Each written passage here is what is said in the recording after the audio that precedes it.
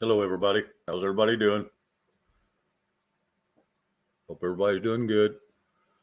Uh, we'll start through here with the chat real quick. Make sure I catch everybody real quick, and then we'll move on from there. Sounds like I will have a guest coming up here after a bit. So whenever they show up, we'll go on to visit with them.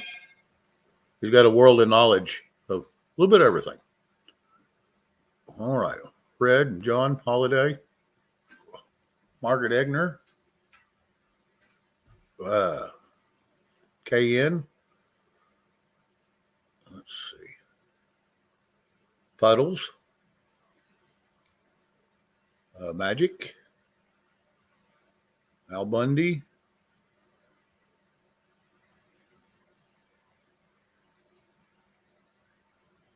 Let's see, we got Cool Gamer. Now it looks like about it right at this moment, but good to see everybody. Great to see everybody. Welcome to Monday, January 23rd, 2023. Hopefully this year will get better than the last year in our politics. Oh, wait a minute. My guest is already in. So I'm going to go ahead. Ronald Hendricks, hello, me, my Patriot. So if I get a little laxed on calling y'all's names, I apologize. But hey, Carol Z, because I like Andy to have, time to visit. So here's our special guest.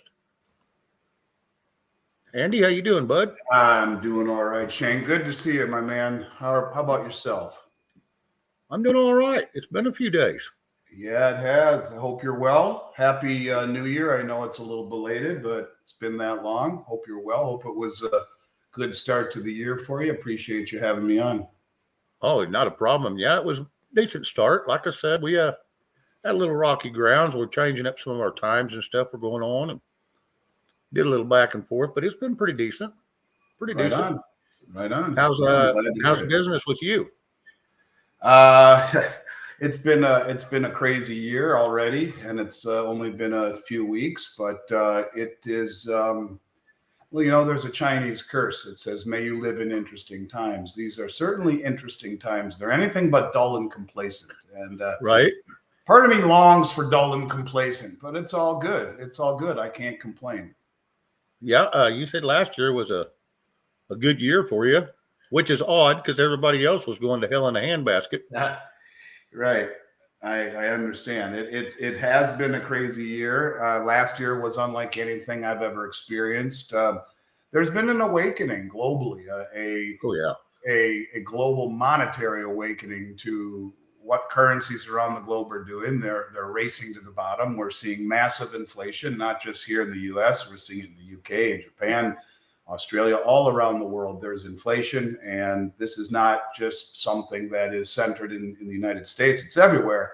You throw in geopolitical issues with what's happening in the Ukraine, of course, and other parts of the world, the countries moving against the dollar, and the BRICS nations forming a massive alliance that is really the biggest concern to me. But all of these things have ignited a fuse, if you will. People are awoken all of a sudden to fiat currencies, to the instability in markets, and to the risks of having all your money within a system that is very systemically connected, especially in the banking system. When the second largest bank in the world right now, the Swiss Credit Bank, which is again the second largest bank in the world, recently laid off 9,000 people, but not very well talked about in any mainstream media. The Federal Reserve, our central bank, lent the Swiss bank, the Swiss Credit Bank, the second biggest in the world, $20 billion as a bailout to keep it from going under.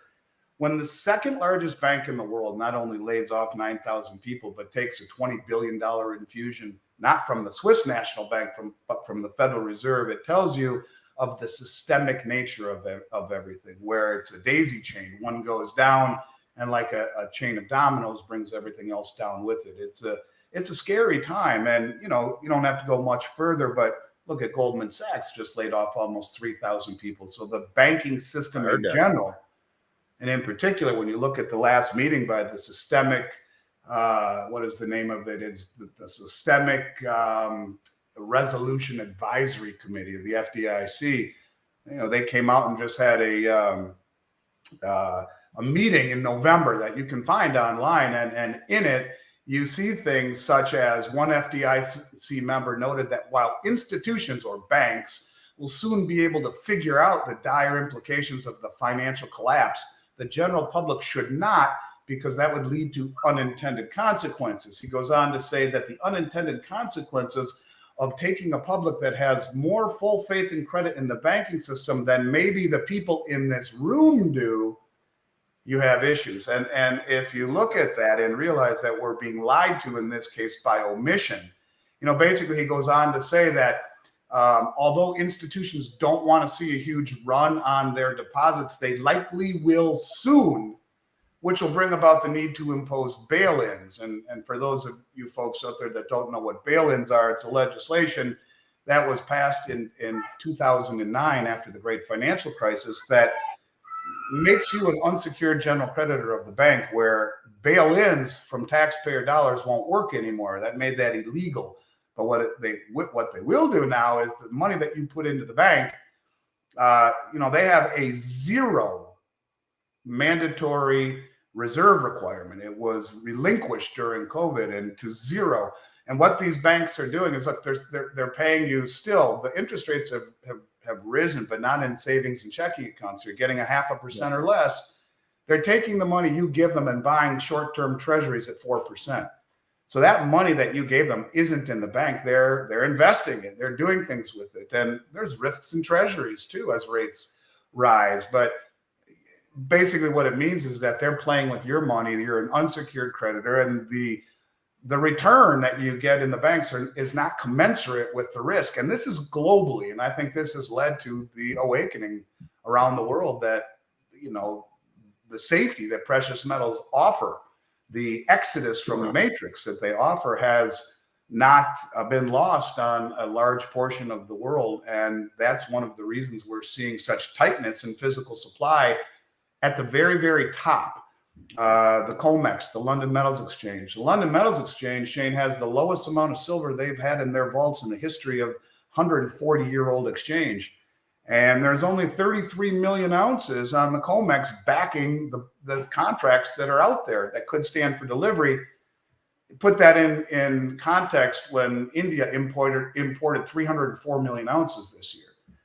10 times what the COMEX has backing the price setting mechanism of the West. So yeah, we're seeing some very interesting times that the biggest money in the world is front running what's coming in precious metals by taking huge distributions, or huge deliveries rather, off of these exchanges, which is a one-way ticket. When you pull it off the COMEX or off the LBMA, it's never coming back, because it loses all of its liquidity once those bars leave that ecosystem. To put them back in there, they'd have to be reassayed at a big cost and a long, lengthy delay. So yeah, it's very interesting times when you watch closely as to what's happening at the top. I thought the Basel III was supposed to fix all that come the first of the year. Is that incorrect?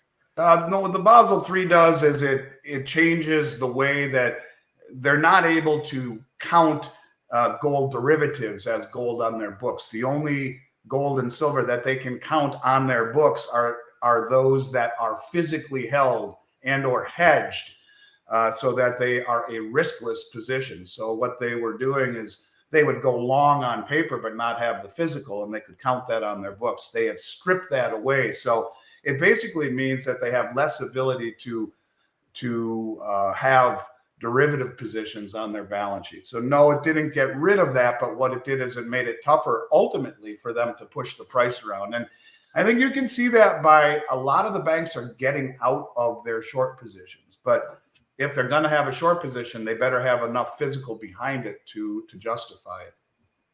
Okay. Yeah, that was my question, because I knew it was supposed to. I didn't know if it ever fully kicked in, because I knew it kicked in what, London first and then it come here? Yeah, it's kicked in, and it just has to do with the reserve requirements and having physical metal on your books instead of paper. And, it changes the game considerably. So I think what you will see over the next year or two are fewer and fewer large commercial banks on the short side of the equation. It's just far too risky and it's too costly on their balance sheet. So it's a game that's not over yet. They're still trying to wiggle their way out. You're talking the wealthiest, most well-funded banks in the world, but it is definitely something that I think is coming to an end. And you can kind of see that by all of the deliveries we see coming off the exchanges, which is highly unusual. You're talking massive, massive deliveries coming off. I'll give you an example. On July 11th, one trader purchased 1,223 contracts of spot gold for delivery. That means in a delivery month, if you buy a spot gold contract, you're buying it for delivery. That's $229 million worth of gold, or 1,223 100-ounce gold bars. 4 days later, he bought another 505 bars worth 96 million. All told, in 2 days, one person took delivery of $320 million worth of gold. Who's got that kind of money? You're talking the biggest money in the world, who not only is closest to the money, but also closest to the information. And the fact that they're delivering it off the exchange, which again removes all the liquidity in terms of any industrial buyer wanting to purchase it off of COMEX. When you pull them out of the system, they lose their COMEX liquidity. They would have to be reassayed at a big cost and a lengthy time delay. So these are one-way ticket deliveries, and it's very unusual to see this kind of delivery off of the world's exchanges. They were never set up to be delivery mechanisms, but that's what they've turned into by the biggest money in the world. And look, taking metal off of COMEX to the London Metals Exchange is not easy. You better be very sophisticated and very wealthy. These are family offices. These are sovereign wealth funds. These are very, very, very, very wealthy traders that, they're front running what will be ultimately, I think, a market defined by an inability to ultimately source product once the mainstream wakes up. It's a form of front running using price and rhetoric as their greatest tool of misdirection. So, yeah, I think it portrays very well here in 2023 for where we can expect the prices to go. All right, I need to make two comments real quick. In the chat, one right now, if anybody doesn't know, this is Andy Scheckman. He's from Miles. He owns Miles Franklin, which is a rather large American owned gold and silver and other precious metals, I'm sure. We don't get into them much because no one around here kind of really deals with them. But so that, and no, I am not selling silver at this point. I brought him in for two reasons. One's I wanted to get caught up with him because I've known Andy for 2 years now, and I haven't got to speak to him in, what's it been, 6 months? Yeah, probably at least that long. Or better. Yeah, maybe 8, 10. Yeah. So it's been a few days. And I wanted to catch up with him. Plus, the other night we was on, and there was Carol Z was one of them asking questions. She bought Carol Z put in what year that Morgan dollar was that you got. Like I said, some of them Morgans are worth quite a penny, and some of them, I know the 1922 is supposed to be one of the rarest coins to find. So I don't know. And then another gentleman asked me about another coin. It's an 1854 Indian head penny. And I said, well, I can get Andy up here if I can and see if he knows anything about it. Okay, so I don't know so much about the Indian penny. It would take me some time to research that. The 1921 that Carol talks about, the piece or the Morgan dollar, both were made in 1921, and they're not anything extraordinary in terms of rarity or value. The Morgan dollars were made from the late 1870s to 1904. They stopped making silver dollars during World War I until 1921. From 05 to 20, there were no silver dollars, and in 21 they started making the Morgan again. So there are 1921 Morgans exclusively and pre-04 Morgans. And then halfway through the year, they stopped making the Morgan and made peace dollars from 21 to 36. Okay. What would something like that probably be valued at? Do you know? $40 probably. Okay. Then she did pretty good. Yeah. Anyway, anybody out there that I missed, hello. Good to see each and every one of you. like I said, I brought him on because he's a wealth of knowledge in just about anything that y'all want to discuss. So if y'all got ideas, pop them up in the chat. We will not be bringing guests up here while he is on. I'm not going to put him through that, but you can ask him in the chat. And I ask everybody to please be respectful for the panel, the chat, and the mods. Yeah, I'm happy to answer any questions that you have. Yeah, and I'll try to keep an eye on it. I have been a little bit. Okay, Carol Z just ordered some of them from you. Well, thank you, Carol. Appreciate that very much. Yep. It's been a while since I did an order with you. Well, you know where we're at. And, when I started in this industry 33 years ago, my father and I started the company together. And although he's been retired for 20 years nearly, one of the promises that I made my father when we started this business was to, I don't know what just happened there. Let me see if I can fix that. Let's just do it this way. All right. So anyways, one of the promises that I made was that I'd buy something every 2 weeks. That was the promise. That was the only rule when I started this company with him as a 19-year-old 33 years ago. I've honored my promise. He's been retired for 2 decades. He's not going to fire me anymore, but that was the only rule that he put out there, was that I have to buy something every 2 weeks. He was teaching me how to save. Paying myself first, the best advice and the best gift that he's ever given me. And as a result, I haven't missed a 2-week period in 33 years. So it's important to understand that gold and silver to me represent wealth. They're not an investment. It's wealth that has outlived 2 world wars, German hyperinflation, the Great Depression, and every pandemic. It's wealth that if you own enough of it, you're wealthy. But I don't sell gold and silver to get wealthy. I sell gold and silver and I accumulate it for myself because it is historical wealth that is not simultaneously someone else's liability. And so you have no counterparty risk when you hold physical metal in your hand. It to me is just a better way to hold. And when you look at the risks involved, the systemic risks involved in being in the banking system and the paltry return you're getting for that risk, I think having physical possession outside the banking system takes on a greater relevance than it ever has. Yeah, that's kind of how I feel. I'd much rather have mine outside of the FDIC or any of them banks that, like I've said time and time again, it's not even a guarantee. You have a lot of money in the bank, there's a good chance you could, that bank goes upside down. You may not get nothing out of it. Yeah, exactly. Well, and that's really the risk involved here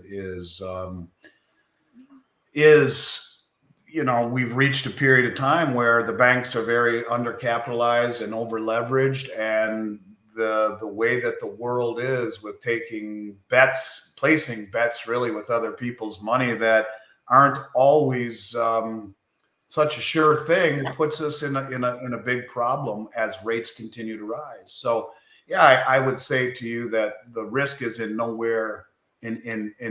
uncertain terms, nowhere near the return that you're getting in compensation for standing for that risk. Okay. No, and Carol Z was asking if if you sell 5-ounce bars right now. We sell 10-ounce bars, 1 ounce, 10-ounce, kilo, 100-ounce. I don't think I have anything in the way of 5-ounce. We are making some new 5-ounce bars, which will be available in the next few weeks. We have a machine that allows us to make bars, and through our Nordic Mint, and we have indeed started doing 10-ounce, but we're also going to do 5-ounce and kilo here very shortly. 5-ounce bars are typically not as common as the 10-ounce and the kilo are, but we will have them soon. 10-ounce bars we have on sale right now, and lots of them. Not the 5 though. Okay. Yeah, like I said, there was a lot of questions people were having. I do believe it was Friday night. And I said, well, I'll see if I can get him on. And Saturday didn't happen because he was sitting in the dark. So that kind of shut it off. When did your power finally come back on? The next morning. Oh, okay. We have a house being built next door to us, and they cut the line, and we were in the dark for half a night, anyways. So middle of the night, it came back on. Oh, wow. Yeah, it makes it rough. It It makes does. it makes you wonder Annoying. how comfortable you get with power. Yeah, annoying. That's for sure. And I noticed, one of your comments there is that they don't buy online. Look, we haven't been online for 33 years. We are building a new website that'll be launched very soon that will allow people to buy online, but we are a hybrid model even when that's up and running. We believe in the brokerage model in relationships, and I think where we are heading as a society, as an economy, relationships will never be more important, I think, than where we're heading. So yeah, we are reluctantly building a new website. It should have been launched about 6 months ago.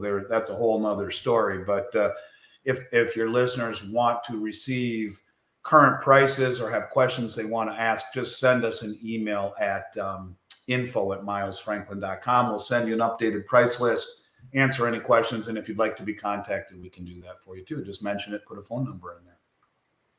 Yeah, I got mine the I think it's every Tuesday you send them out. We do. That's correct. Yep. I got mine Tuesday. I'll get another one tomorrow. I'll look down through them, and like I said, I keep my eye on that stuff. Do you got a bunch of mismatched rounds? I don't know if we have much in the way of assorted rounds, but we are running a special right now on 1 ounce buffalo rounds, and they're as inexpensive as I've seen them in the better part of over 36 months. So to me, they're a hell of a value right now, and they are $2.65 over the price of silver, brand new. They're really nice, and they're not mix and match. They're all one style and all brand new in tubes of 20. And some of them come in boxes of 400 from the Bull Mint, which we have, and then other boxes of 500 from a different. So we have two different brands of rounds and about 65,000 of them in stock. So this is the best availability I've had in 3 years for buffalo rounds. What about your 1 ounce tabs? In 1 ounce bars, we don't keep them in stock very often. I don't know if we even have any in stock. If we do, we don't have very many. Okay. For whatever reason, the refineries are reluctant to make the bars in 1 ounce. They make the coins. We do get them in from time to time, but here again, it's something that it's hit or miss. So I don't even have them on my current price sheet. So just 1 ounce rounds would be what we would recommend at this point. If we do get some 1 ounce bars in, they usually go pretty darn quick, but they'd be. I like mine. I like them actually better than I like the rounds. Yeah, they're neat, especially the which come in boxes of 100. They're my favorite. Haven't seen those for a couple of years now, though. Yep. But it takes a little bit to buy a box of 100. You know, you're looking at 300 and almost $400. No, you'd be more like 3,000 or 4,000. Oh yeah, 100. Yeah, I'm sorry. Yeah, they'd be about $2,700 or something like that for 100, something like that. Okay, yeah, that's right. I don't know what I was thinking. I was trying to think of what I was buying them at. And yeah, I know what that. Yeah, you're right because I was buying a. Well, I'm not going to mention, but anyway, when I was buying, I was thinking, yeah.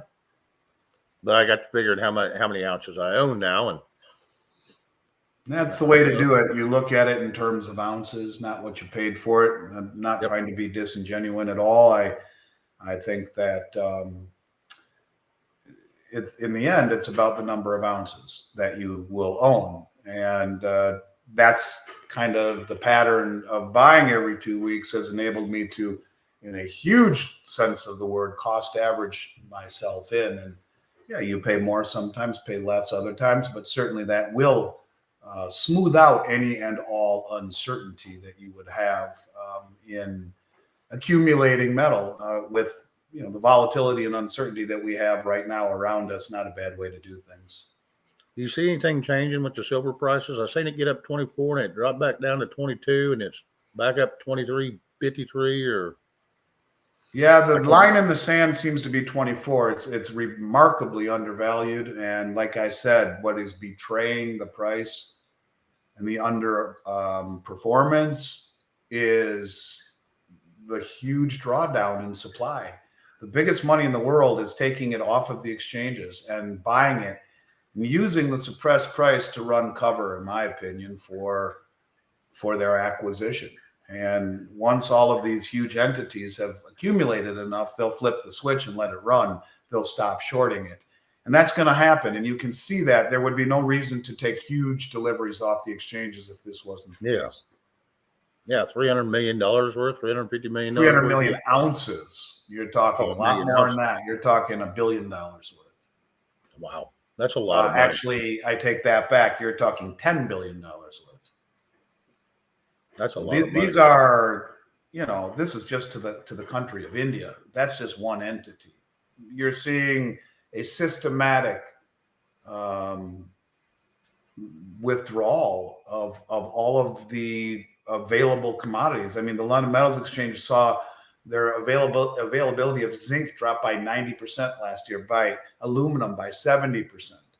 It's not just gold and silver, it's the base metals too. What you would need to build a war chest for the future is disappearing from the exchanges that have been around, in the case of the London Metals Exchange, for 140 years. And, in the case of the COMEX, over 50 years, you're seeing this stuff just disappear. It's highly unusual. These are paper markets that allow for delivery. Never really did you ever see delivery off of these exchanges until now, and it is dominating the narrative if you look closely enough. Black Serpentity says, do you know Charles Cross? Not off the top of my head, I don't.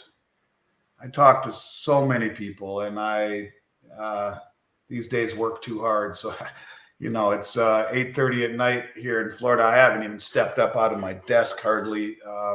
Other than to go to a meeting, and it's a blessing to be this busy, but it's exhausting. And when you talk to so many people, the name sounds somewhat familiar, but I'm sorry, not off the top of my head. Yeah, I used to be like that, and I had to get away from the desk. I'm just not a desk junkie. I mean, I spend a lot of time on here, but for the most, in the evenings, but in the most part, I won't even turn my computer on just because of that. Because I'll be stuck here again, 12, 16 hours a day. Yeah, understood. Yeah, I have to make myself go out and do something else. Understood. Anyway, so what do you think about what all that crap is going on across seas? All this bickering with Ukraine and Russia, and now China's starting to flex a little muscle over there over Taiwan. And I think all of it speaks to de-dollarization and a move away from the dollar. And these countries, due to the weaponization of the dollar and kicking Russia out of SWIFT, are making plans to dump the dollar, in my opinion. They're all coalescing against the Western hegemony and the Western hypocrisy. And they've already come out and told us the BRICS nations are going to create their own reserve currency, will be pegged to commodities. Saudi Arabia is joining BRICS, and it is the protection of the Saudi kingdom that has allowed the dollar to be the world reserve currency for the last 50 years. The fact that they are now have a military agreement with Russia and are joining the BRICS nations, the end of the petrodollar is upon us, and all of the benefits that we have gotten as a society for 5 decades, the ability to print dollars at will and have them accepted around the globe for oil has created a synthetic demand that I think when everyone dumps dollars because OPEC no longer will take them, and that's coming, you're going to see all hell break loose in this country. And I think it's for real. This is when, the shit hits the fan. And I think you need to be prepared, not just with precious metals, but with something to protect your family with food and water. And I don't mean to sound like a pessimist or a doom and gloom, but these are real things that are happening right now. And when you look at the idiocy of our administration, where Janet Yellen speaks of drastic measures in order to raise the debt ceiling, what she did was she took money from the Postal Retirement Fund, she took money from the Disabled Veterans Fund and the Civil Servant Retirement Fund. All three of these have IOUs in them right now, and she swears she'll pay them back. But what really pissed me off about this was an article on Yahoo Finance that I read a few days ago. Less that she did this, which is despicable, but more so the next article said, oh, and the U.S. just voted to give the Ukraine another $50 billion. So we are stealing from disabled veterans, from retired civil servants, and from postal workers to raise the debt ceiling, and in the same breath giving the Ukraine another $50 billion, over $100 billion in total. And it's just pathetic as far as I'm concerned. You know, look at it this way. If you pay a hitman to go kill somebody and you provide the gun and the intelligence of where to find these people, aren't you an accomplice? I think so. We are an accomplice to war right now. We are in maybe World War III. We've given $100 billion. We give them Stinger missiles and drones. We give them the intelligence of where to do it. We train them how to use the stuff. Aren't we really an accomplice to this? And I think it's absolutely pathetic how they dance around it and steal from the people in this country to fund their stupid stuff. You wonder, where the hell are we living? And I just think that it's time for people to wake up. I shouldn't have to tell people to buy precious metals. It should be very evident right now that if you are not a contrarian right now, you're going to end up being a victim. And I think if you have all your money in dollars and dollar-based assets, you're destined to go broke. And that's how I truthfully feel. And I hate that, because for 25 years, buying silver and gold every I've been doing this 33, but the majority of my career, buying it every 2 weeks represented wealth that I hope I never needed to use. If I did, I was damn glad I have it. Not just for an emergency, excuse me, maybe an opportunity as well. You know, when the dust settles and, the real estate is trading at pennies on the dollar, or the blue chip stocks are trading at single digit price to earnings ratios, paying a big fat dividend. If not, I give it to my kids. And now all of a sudden I look at it as a life raft to protect my whole family from what's coming down the pike. And I think it's a scary time, and people need to realize that this is the real deal. This is the biggest threat this country has ever faced in all of our lifetimes. The loss of the reserve standard, or of the world reserve currency, which I think is coming. You can see it. It's happening right now. When Saudi Arabia says we're joining BRICS, when all 13 OPEC producing countries are on the Belt Road Initiative, it's coming. And they're in position to flip the switch. And when that happens, you'll understand what hyperinflation is. You'll understand how fast assets like real estate, stocks, and bonds can collapse in a spiked interest rate inflationary environment. What's happening at the Fed is a sideshow, Shane. If the world dumps dollars, interest rates will go double digit like that. And the thing about it is that stocks, bonds, and real estate are inversely correlated to that rise in rates. This is a very, very scary time as far as I'm concerned. And that is at the center of what concerns me. Okay. Yeah, that was a question I had, because I knew you, like I said, you keep up with all that, because you're, it affects everybody, really. I don't have. Oh, it sure will. Before it's all said and done, it sure will. Yep. I had another question, but I kind of escaped my mind right this second. It'll come back here in a second. And I don't think Andy's on with Liberty Warrior and the Lounge at the same time. I am on with Liberty Warrior a lot.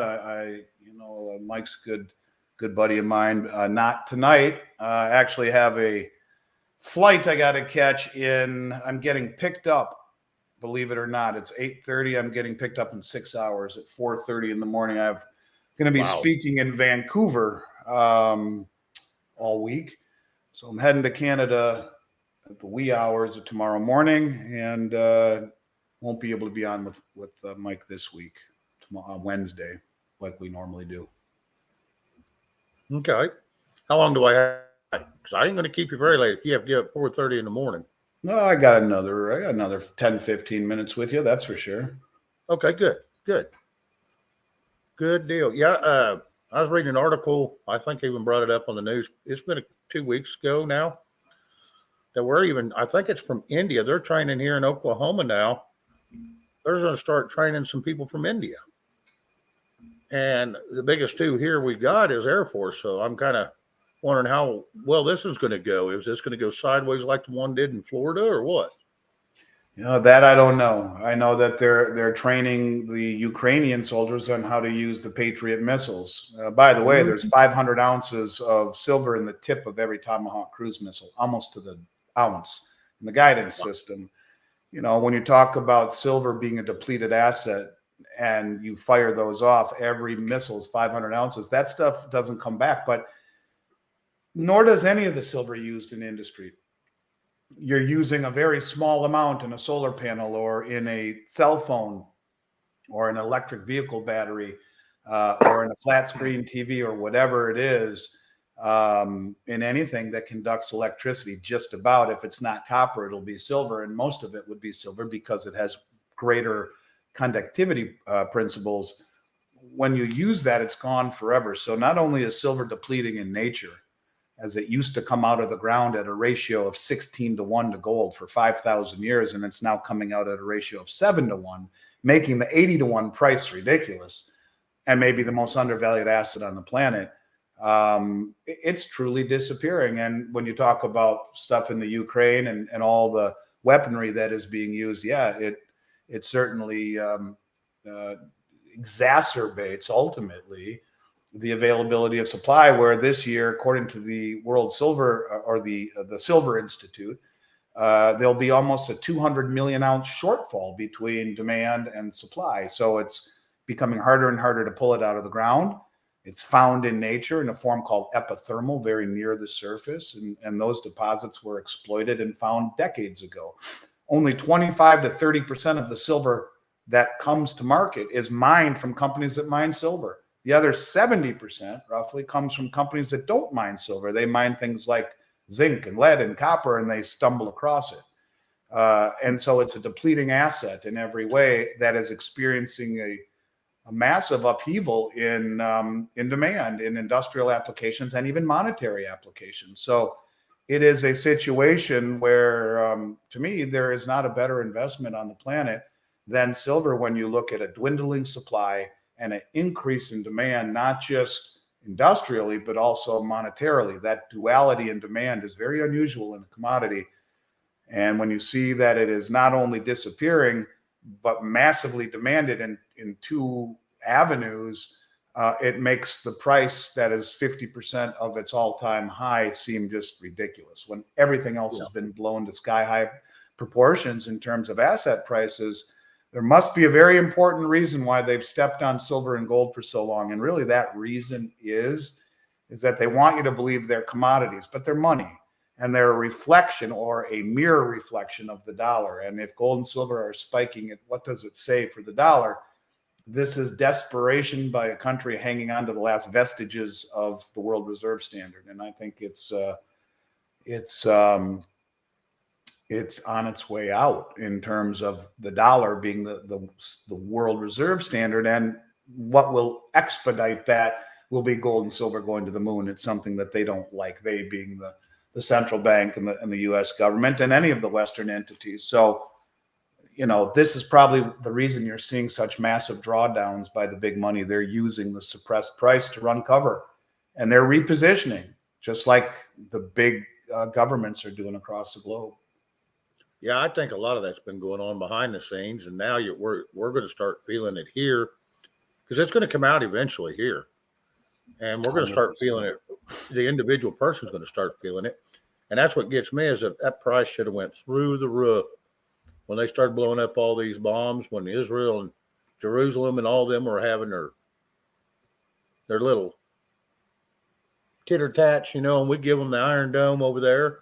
Well, every one of them have silver in them. And now we're helping Ukraine, and they're testing them and they're learning how. Well, that costs money. So every time they shoot one off, you would think that price would just be going up, and up. Ultimately, it will. And right now, you have the futures market controlling the price, not the price controlling the futures market like it should be. But the only way you can successfully manipulate a market over an extended period of time, Shane, is to push it in the direction it's going. And it's been easy to hold back metals over all these years in a world that just wanted dollars and dollar investments like stocks and bonds and real estate.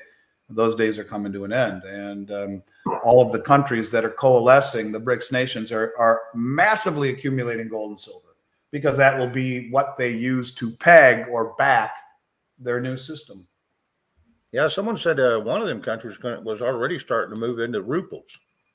Oh, they're all doing that. You got India trading with Russia for rubles, and Russia trading with India for rupee. You have Russia selling their oil for gold, and or the Petro Yuan bond, which is how China pays for it, which is immediately convertible into gold on the Shanghai Gold Exchange. You have Saudi Arabia doing the same thing with China. So you have Turkey trading with Russia in rubles and in their lira. I think that's the name of it. Everyone's moving away from the dollar, and it's really speeding up. This is very ominous. This is why you want to do what the big money is doing in front of you, and that is to start to minimize your exposure to all of the dollar-based assets and buy some non-dollar denominated assets like precious metals. Unfortunately, there aren't many other things that you can do in this environment that will protect you, as far as I'm concerned. Real estate will collapse when rates rise. Stocks and bonds will as well. And they're all coming from massively overvalued positions, because in the last 3 years, the government printed more money than in the history of the country before it.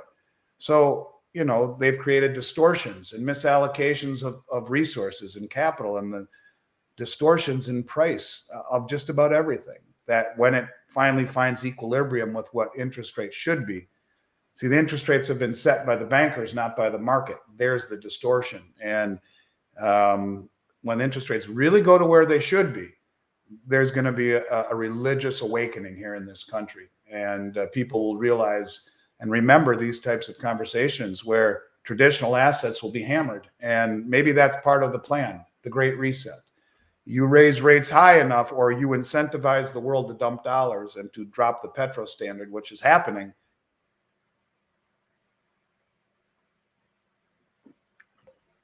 Andy, I think you froze up there, bud.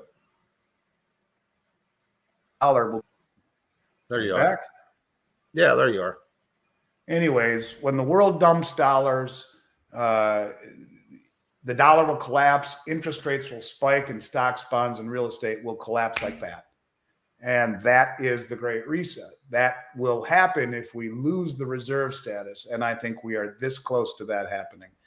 When Saudi Arabia said they're joining the BRICS nations, that was it. When Saudi Arabia said in 2021, we're now being protected by Russia, that was it.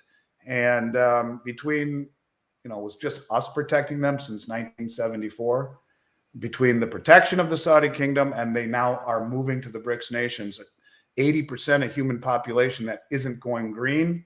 Yeah, the days of the dollar being world reserve are numbered. This is why you pivot and move to an exposure to precious metals while you still can. Honest to God, that is the most important thing I could tell you.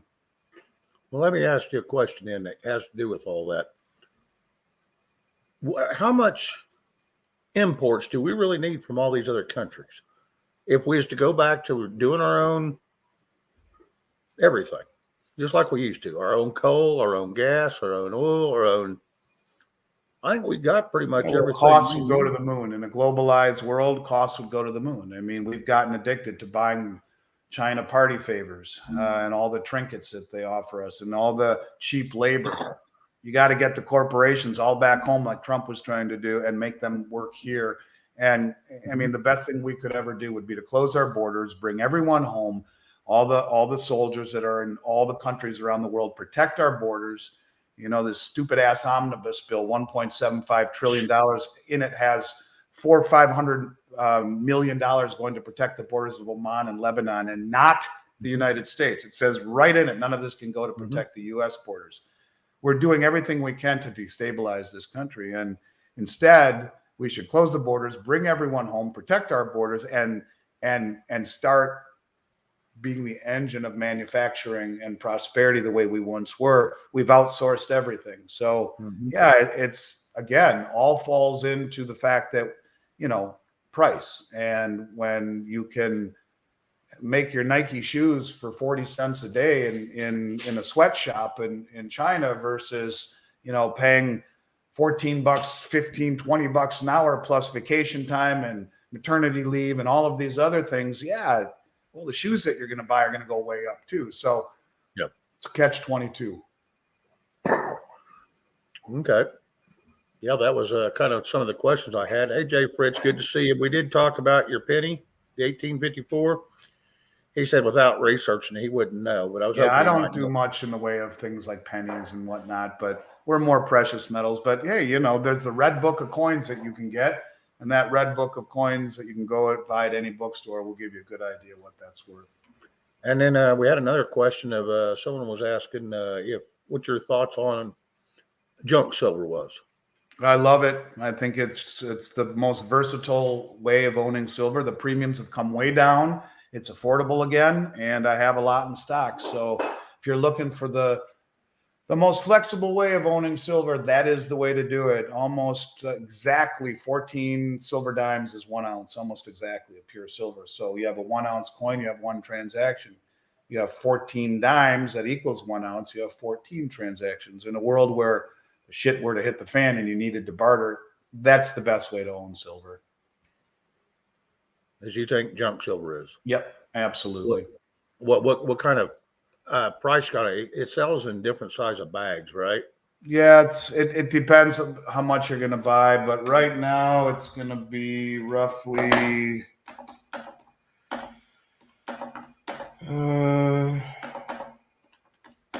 probably about $20.75 per dollar face value. So a dollar's worth of pre-65 dimes or quarters would be roughly $20.75. It's not a bad investment. I don't think so. In fact, right now, I think it's one of the best things people can own. Well, most of the time you get it right out of your britches. Absolutely. You throw it out every night and get a new pocket full the next day. Yeah. So, yeah. His website, yes. The website is milesfranklin.com. Our new one, which will allow online purchasing, will be ready. If it's not ready within the next 2 weeks, then I might actually get medieval because it was supposed to be done months ago. So we're this close to having it done. In the meantime, you can go to our milesfranklin.com website. It's informational. If you need prices, send us an email at info@milesfranklin. We will not disappoint you with our price sheet. He's done me well. A couple years now. He's done me well. That, Shane, I do. I appreciate that very much. Yep. That's why I introduced you to all the people I did over at the other one. Because there's very kind of you. Yeah, and so far I've seen you treat them very well too. So I've seen you do it for several shows. So it's one of those deals. It's when there's no complaints, you might get one or two that, you know, they just like to complain about crap, but for the most part, I can't complain. We've never had a customer complaint posted in 33 years and $8 billion in sales. Something I'm very proud of. We've messed up. We make it right if we do. That I can assure you. Absolutely. Checking that. Make sure we didn't miss any questions here. Oh, someone asked me the other day when we was talking about coins is, what do you think about the quarter maple? We are offering them on special right now, actually. They're not in original mint plastic. So they were on special last week, but we can still give you a really good price. They're at 4% over the price of gold. That's about 10% cheaper than they've been selling for the past 3 years. So at 4% over on quarter ounce maples, that's a damn good price. They're great. They're very, here again, a small piece of gold that if you ever needed to trade with, instead of buying a coin that's $2,000, you get one that's 500. So I do like them a lot and have a bunch in stock right now, as a matter of fact. Be nice to hit the lottery so we can buy a bunch of it.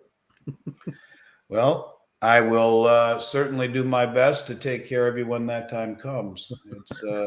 It's the hardest part of our business, keeping product in stock, or has been for 3 years. This is the most stocked up we've been since the pandemic, not even close to that, and also the best premium. So you have, I think, right around Christmas time and actually Thanksgiving, people just unplugged and wanted to get out and see family and travel and do things without restriction for the first time in 3 years. And what that did was it just literally premiums came collapsing down because the business just really shut down over the holidays. And with the new 2023 allocations that all the dealers have, there's great supply right now. Don't know how long that lasts, but the best supply and the best premiums I've seen in 36 months. That's good. Yeah, because I was wondering if it's still taking you 3 to 6 months to get some of your shipments in. Not anymore. Now it's immediate delivery. Nice. Yeah, like I said, guys, I'm not selling it, but anybody that's interested in it, or just inquisitive, y'all are more than welcome to call any of Andy's guys. They are all knowledgeable. Snafu's still working with you, correct?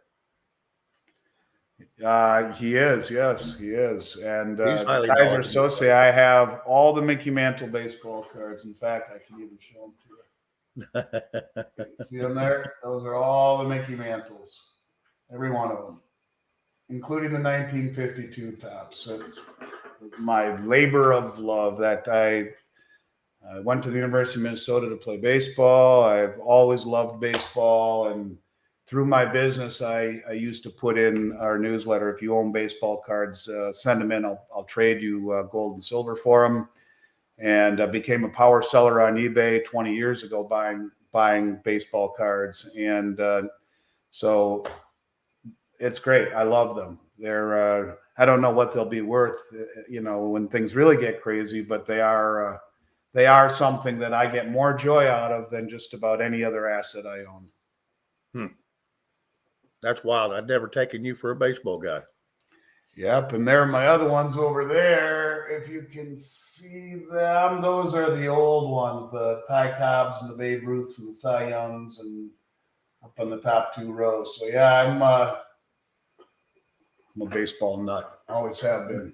Ain't nothing wrong with that. Now, Hank Aaron, 55, great shape. His rookie is 54, I believe. So 55 is still a good one. And if you have them in great shape, you send them into PSA, which is a division of Collectors.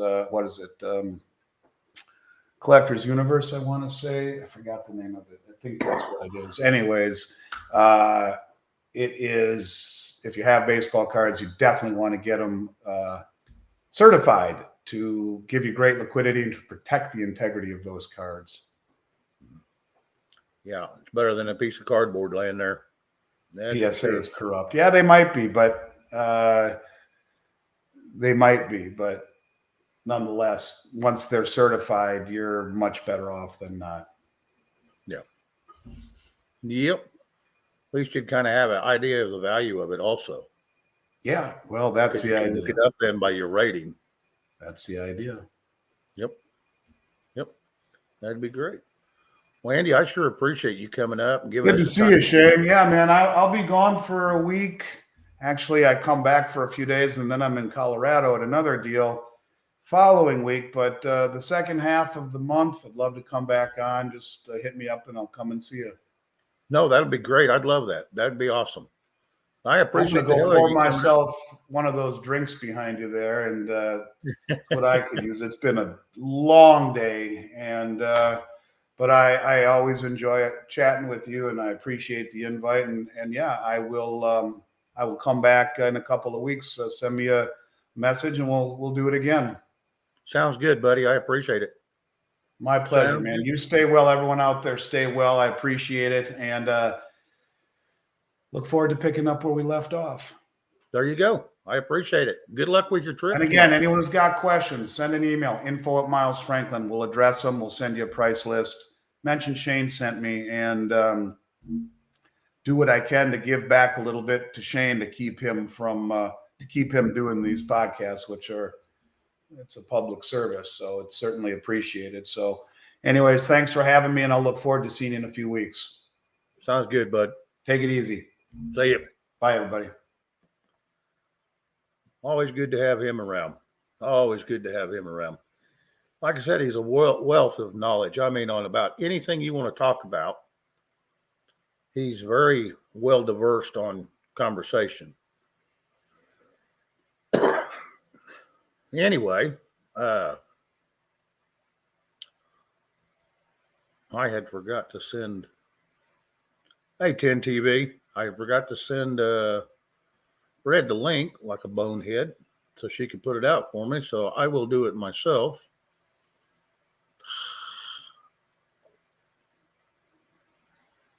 Got this damn pop-up. Keeps popping in and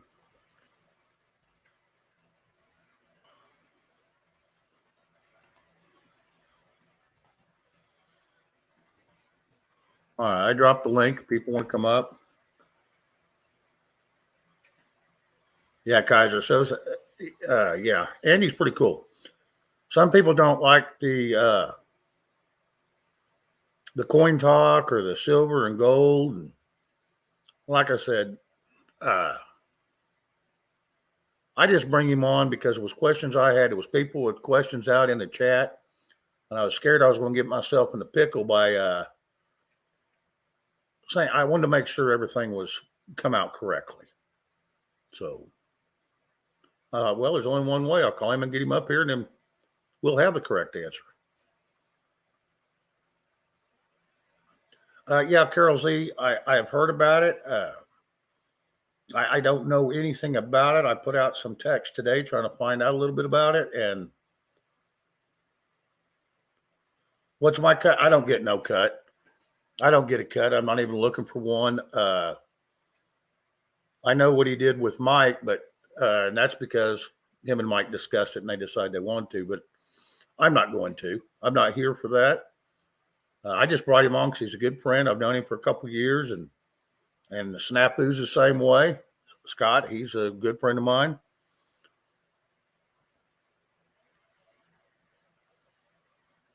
Yeah. The only reason I had him on because there was a lot of people asking questions about the silver and coins and the Morgan dollars.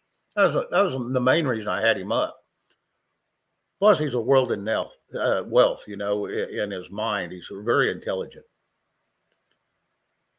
Yeah, he said that he'd try to give back to me, but I want to tell you what, and I was going to try to say something to him, but he bounced, and that was just it. I don't need nothing out of him. Just coming up and talking to these people is good enough for me. Like I said, that's why I don't put out the Cash App. I don't do buy me a coffee. I could have been monetized 4 months ago, 5 months ago. I don't do it. Yeah, no, 10 TV. That's why I don't do it.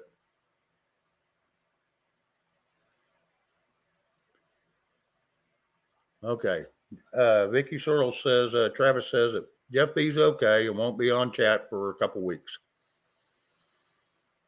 So I'm glad Travis could get a hold of him.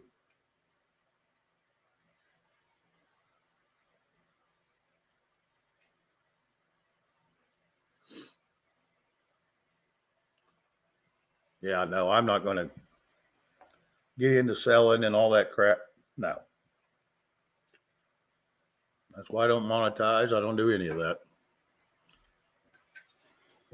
I'll sit here and talk to all these great people just like I want. I wanted it. There's no reason for me to get paid for something I wanted.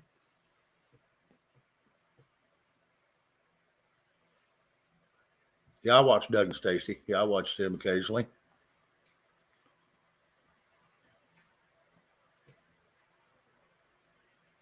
Thank you, Tennessee, for saying that. Appreciate it.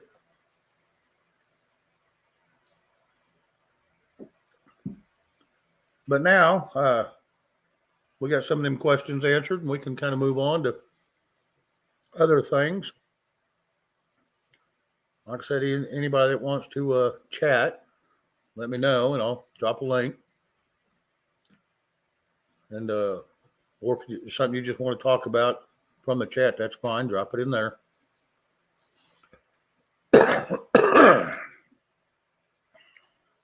depending on how the conversation goes, we may have to try to, well, we'll just see how it goes. I ain't going to say anything else. Salt and Mud, yeah. He's a very respectful person. I mean, he's very respectful. Pioneer Spirit, hello, good to see you. First time here. Well, welcome. I hope you enjoy it. Like I said, we spent the first hour with Andy Scheckman and Miles Franklin, trying to get some answers on some coins and kind of how things are looking in the worldly market, financially, and through some of the crap that's going on across seas. He is very thorough about answering them, so that's pretty good. Now we're just going to talk about anything and everything, just like the heading says.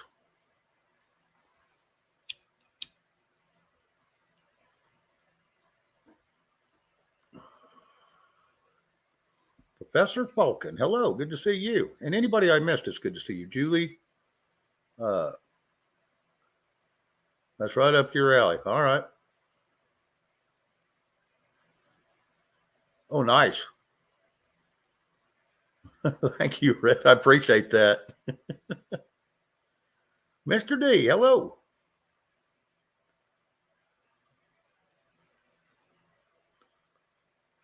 Good to see everybody coming in here. Like I said, I'll drop the link back there if someone wants to come up. Now, if you're going to come up, I don't mind if you have a beer, but just don't be slobbering drunk.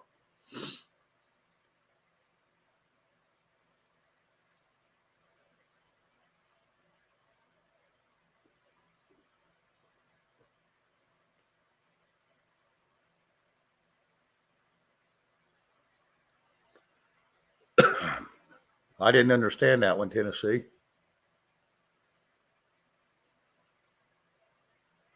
Grace Johnson, Gina H. Hello to both of y'all.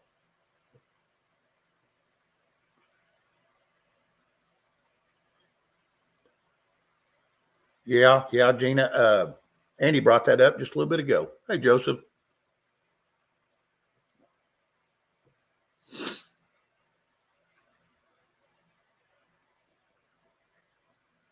Yeah, I heard she was turned down on the $1 trillion she wanted, so she ended up taking $1 trillion from everybody else. That was a $1 trillion take she pulled. Why is she having to pull all that money? What she need it for?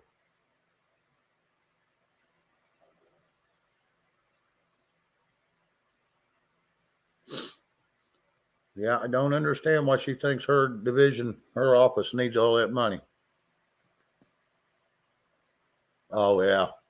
Kaiser. Yeah, that's true.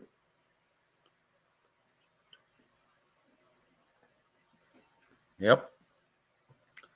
They come to try taking bank accounts. I'm going to tell you what, there's going to be not just the people that are going to be pissed off. Some of these finance companies that get paid from these people out of an account, like automatic drafts or withdrawals, and they're going to get a little pissy too, because they're going to lose a lot of money in that deal.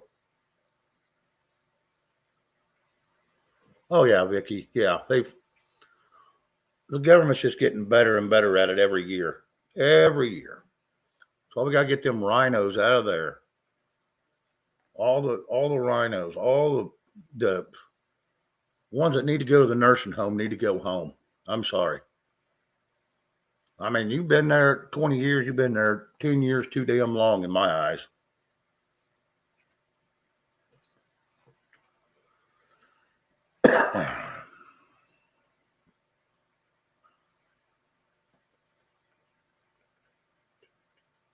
Well, that's probably true too, Gina H. Yeah, Mitch needs to go home. There's a bunch of them that need to go. Schumer. Yeah, dog, that'd be fine. That'd be fine.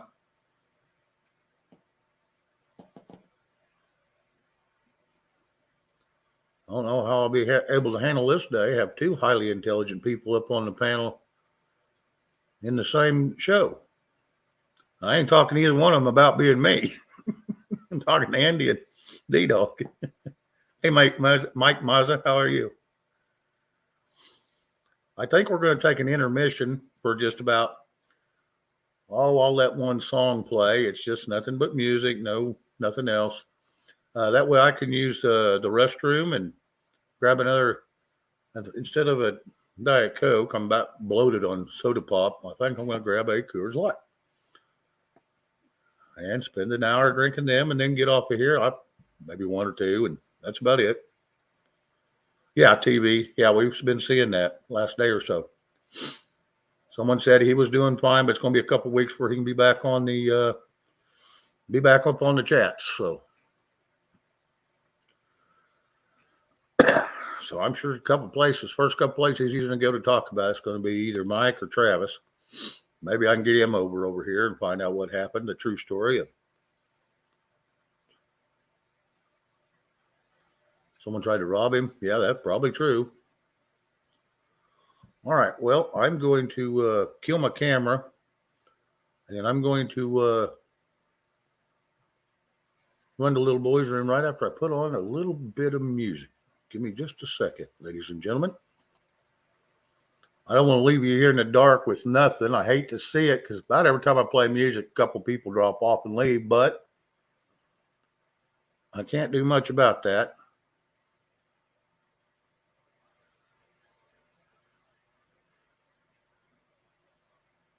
If it's too loud, I don't know. If it's just fine, give me a 1. If it's too loud, give me a 2.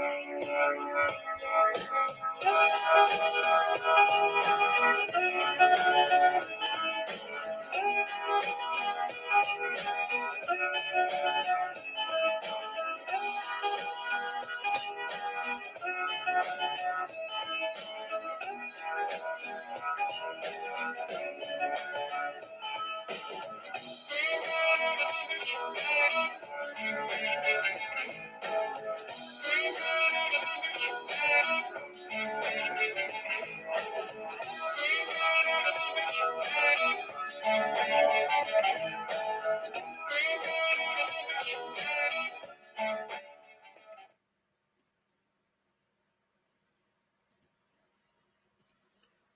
right, ladies and gentlemen, I'm back. Sorry about that. But it is what it is. Things have to be that way, I guess. But anyway, trying to read some of these chats I missed.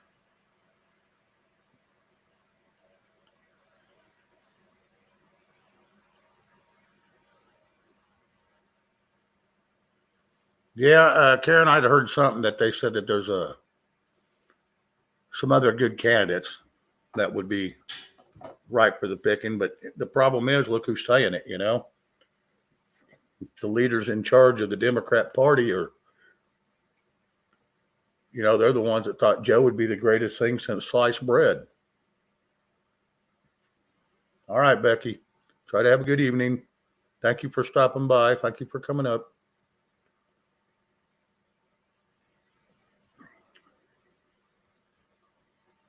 Anybody that has forgot to hit that thumbs up, would you please do so for me? Please and thank you.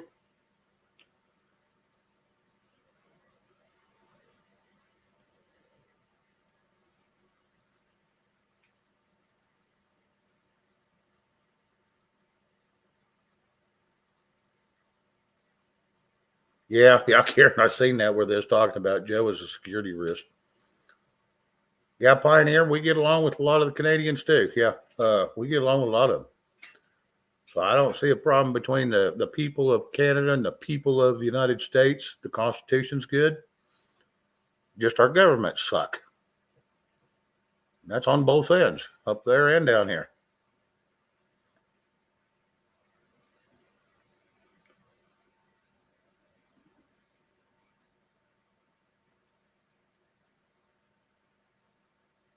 Oh, I'm sorry, Becky Justice.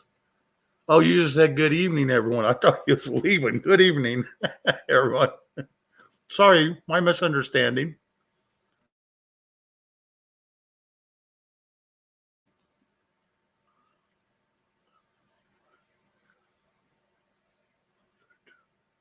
Oh yeah.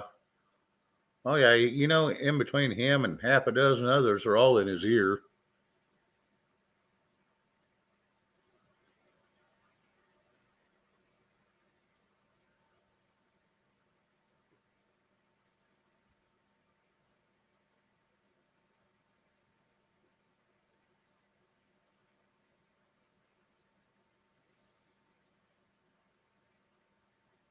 I'm sorry, I'm looking for something out there in there that's worth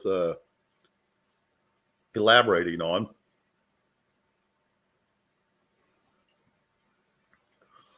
China's had their hand in our business for years and years and years. People just now are paying attention to it.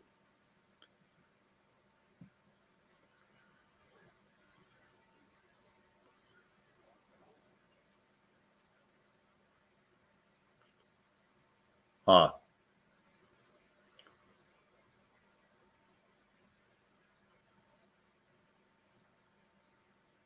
I've never used or heard of Zeller. Now I know what Bank of America is, and they're crooked as they all get. I've dealt with them.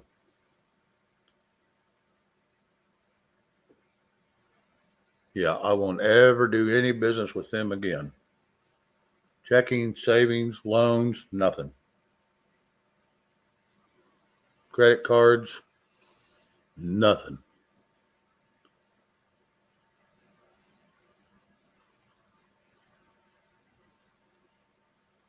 Oh, Venmo? Yeah, I don't have a Venmo.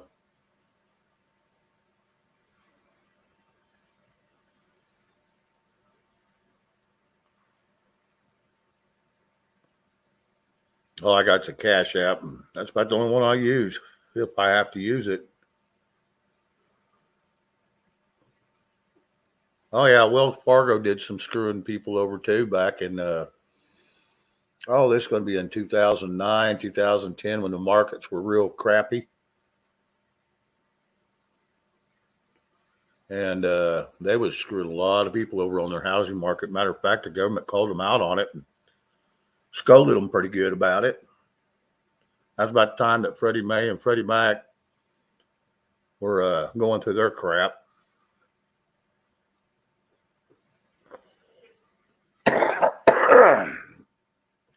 Now I've got a little local bank that I use, and I do have a big bank I use up in Kansas, but I try not to put anything more I have to in them just to pay the bills that get automatically taken out of my debit cards.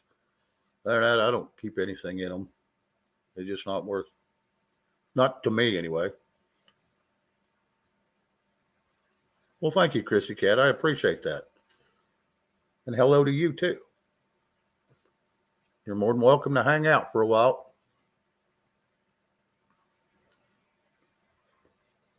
I think I got Dig Dog coming up here in about 5 minutes or so, if that way he talks. So that'd be interesting to see his takes on things.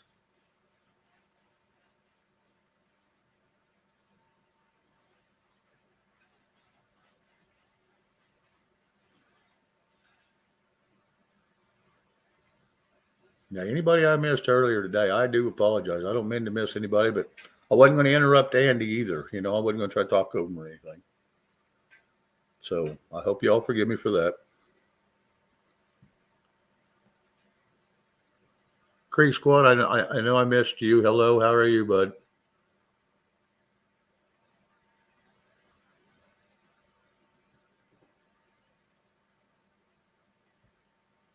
Brew W, hello. I know I missed you earlier.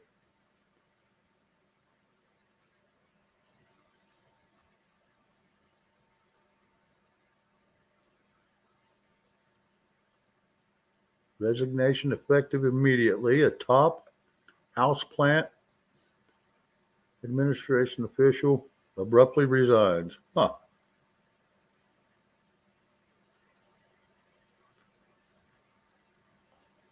Not too bad, Creek. Not too bad. Yeah, Carol Z. I asked Andy that question, 2 years ago. He deals with it. He likes it, but he didn't. He said more tonight on it than he ever has. I was kind of shocked on that. So, but he is the way he explains it. Yeah, it's correct. And maybe he didn't talk a lot about it back then because he didn't have none or hardly any.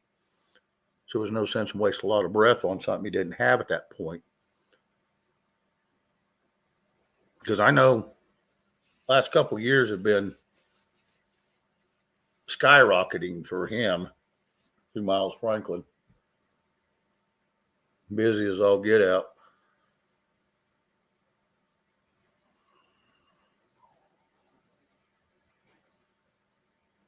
That's me, Gina. I've got a little bit to go, but it's just in the jewelry that I have bought over the years. But other than that, no, I don't have any.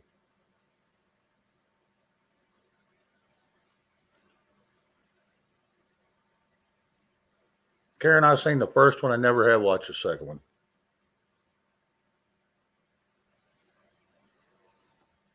Never did watch that second one.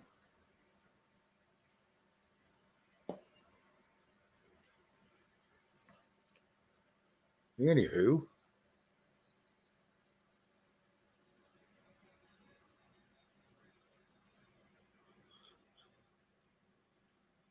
silver $50. Huh. Well, there's, like I said, all pre-65, so 64 and down is beautiful to have. That's when they had the most silver in them.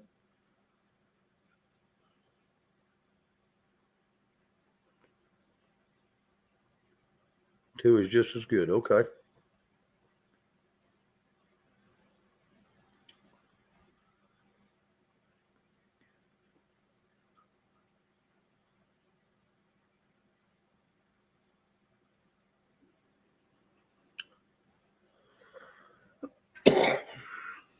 Mike, I don't know how that would work. I don't think we could get a. Well, I guess I could use somebody that's unelected just to fill the time until they can have a new election or whatever, if that was the case.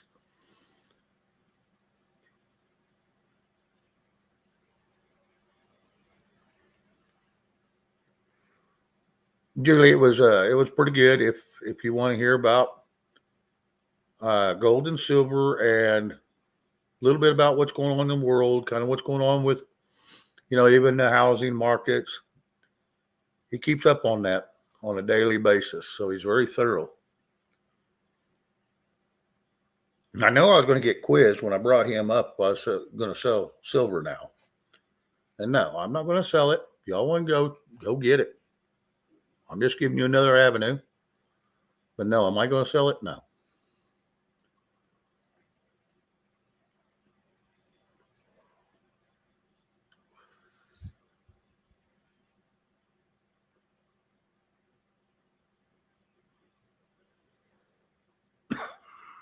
Excuse me a second. I got a cough.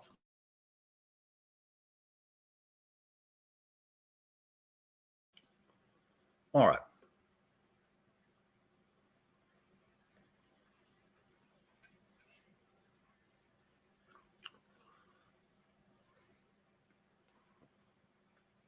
Yeah, for this many people in here, it's kind of a slow chat tonight. Must be a lot of lurkers out there. Remember seeing Bruce in here. So, Bruce, hello.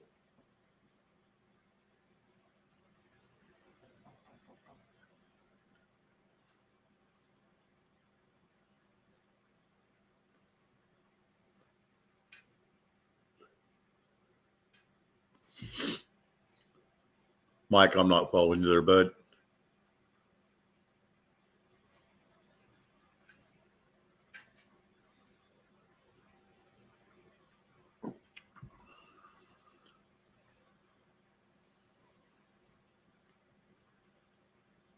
Yeah, I kind of figured you was out there lurking around. I'm sure you're lurking for several shows. So it's always good to see you, Bruce.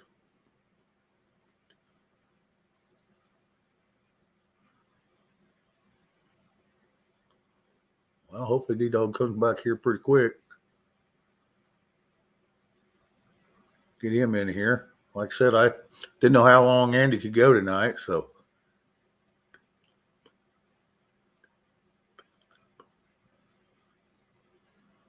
Sean FF.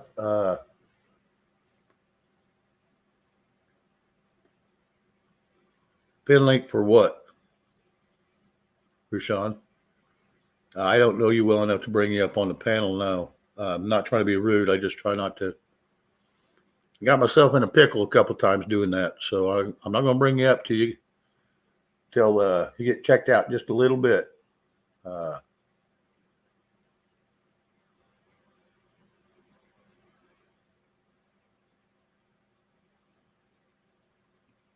Hang on. All right. Subs. Okay, let's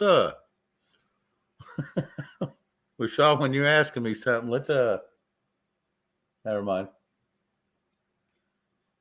Never mind. I think that was the end of that one.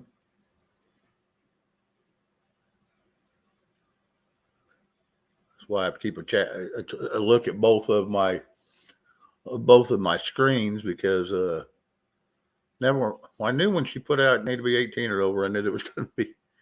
She probably noticed he wasn't 18 and he didn't bounce, so she bounced him. Thank you, Red. Thank you for protecting me.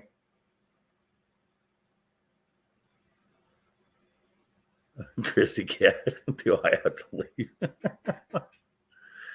Oh, that's funny.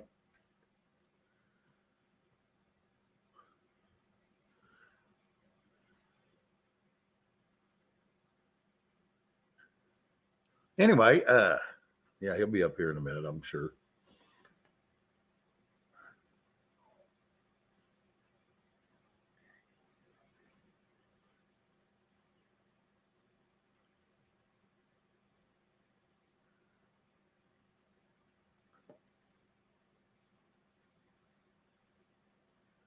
I was going to say, Bruce, that kind of come out wrong, didn't it?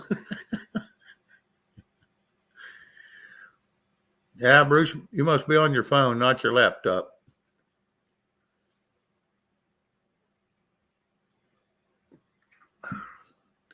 It's easy to do on a phone. It took me, seemed like forever to send a couple of texts right before the show started. Man, if I could hit a wrong button, I would. And I did. It's like, dang.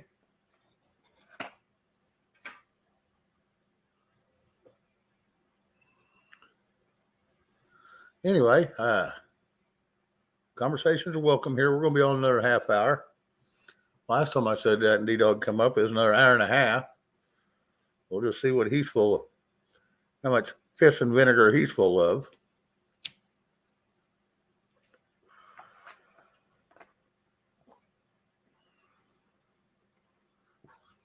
I don't know what y'all had for dinner, but I'm gonna tell you what, my dinner I can still taste it. It was pretty good. It was pretty good. We had we cut down some cooked up some ribeye steaks, cut them down, put it in corn tortillas, white corn tortillas, a little pico de gallo and sour cream and stuffed jalapenos, corn on the cob, and boy, I got fat about 45 minutes before the show. Like, man, I hope I don't go to sleep during the show. That's a lot of food. Fettuccine Alfredo with grilled shrimp. There ain't nothing wrong with that. Fried pork chops, Pioneer. That's what I had for lunch today.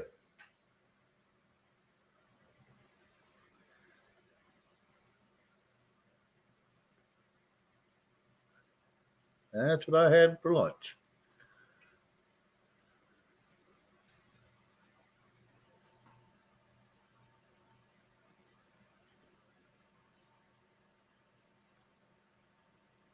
Beef stew.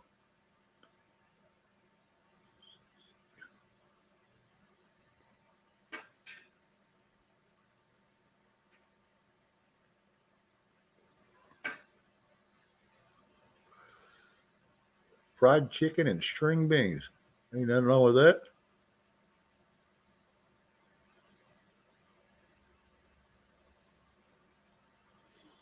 Yeah, Harvest Merry Moon. Someone had checked with Travis, and Travis was able to get a hold of him, and he said he wouldn't be on chat for about a couple weeks. So I guess he's fine.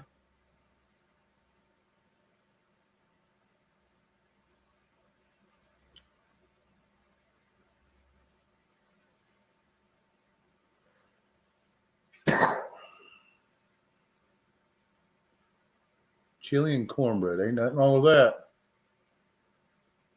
Chris Gilbert. Chili cornbread and a cold bud. There you go.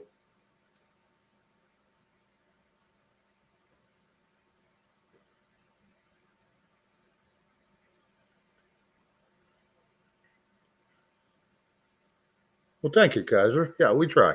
We try. Had Arby's. Yeah.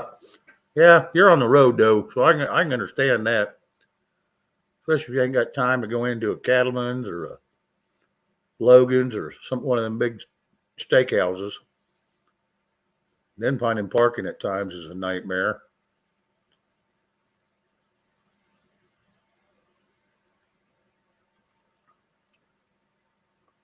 Three pepper sauce, Harvest says.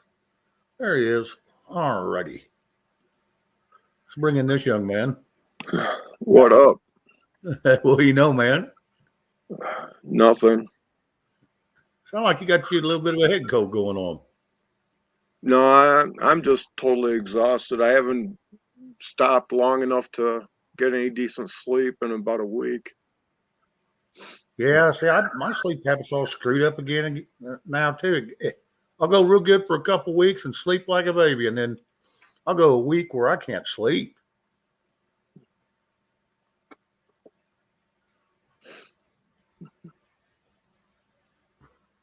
So, was the flag everything you wanted? No, his documentation was correct.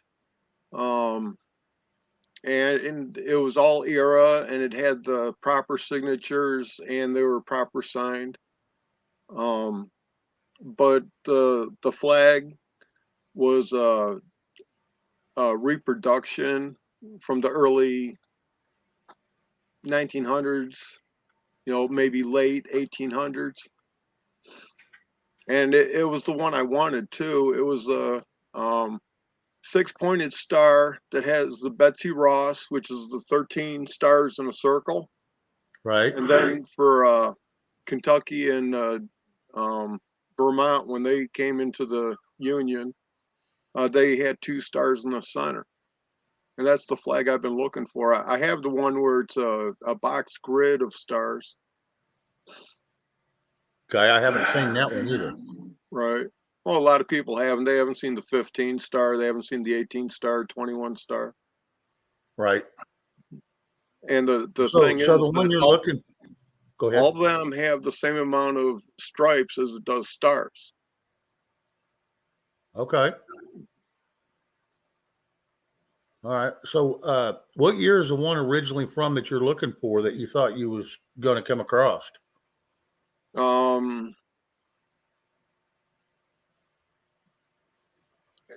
I think 1846, 1849. Okay. And this was the late 1800s, early 1900s flag?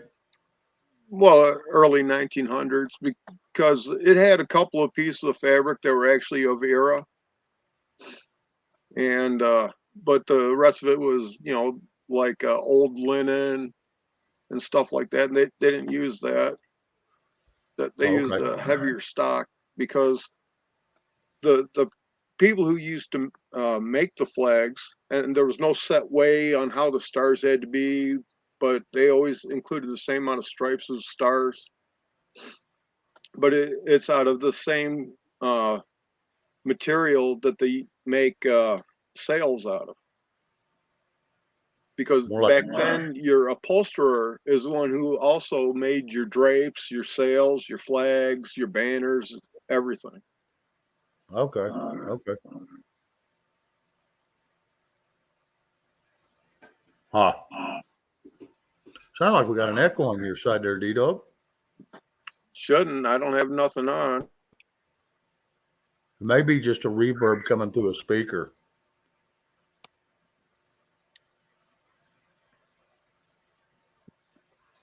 I got my speakers turned way down low.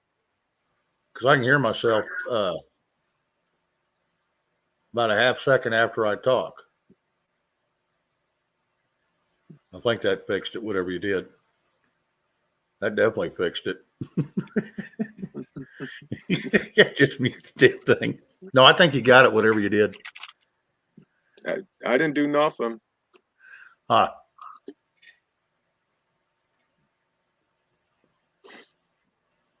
The stripes, Crazy Cat's going, aren't the stripes for colonies? Yeah, but until they did the second flag act, there was the same amount of stars as there were stripes. It's just the stripes became too busy. Then they limited the stripes, and in the blue field, everything had to be horizontal line. Then after that. Okay. Becky Justice says our small town made the fabric of the flag on the moon. Okay. I'm not sold yet that it's actually there, but I'm good. Well, it's the one that was supposedly put there, so yeah, that's impressive. Either way, Right. I'm going to have to go with you on that one. We can get there in aluminum foil back then, but we can't get here now with all this porcelain and crap we've got. There's something going on.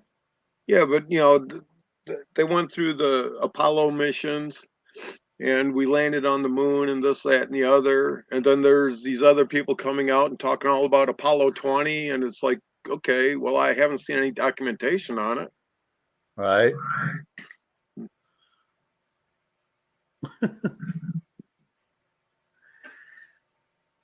About the moon base, and they're talking about the base where people are living on Mars and the moon and this, that. It's like, just, you guys really need to shut the fuck up. Yeah, they said they've been taking kids for years to Mars and planting them up there, and kind of like a flower, watering them, watch them grow and develop it, be slaves. Yeah, whatever. That's a little hard to choke down. I'm sorry. Nope, I'm not even gonna try. I mean, yeah, I hear you. Yep, and I'm already doing the best I can, trying to forget it so that I have room for something useful. Right.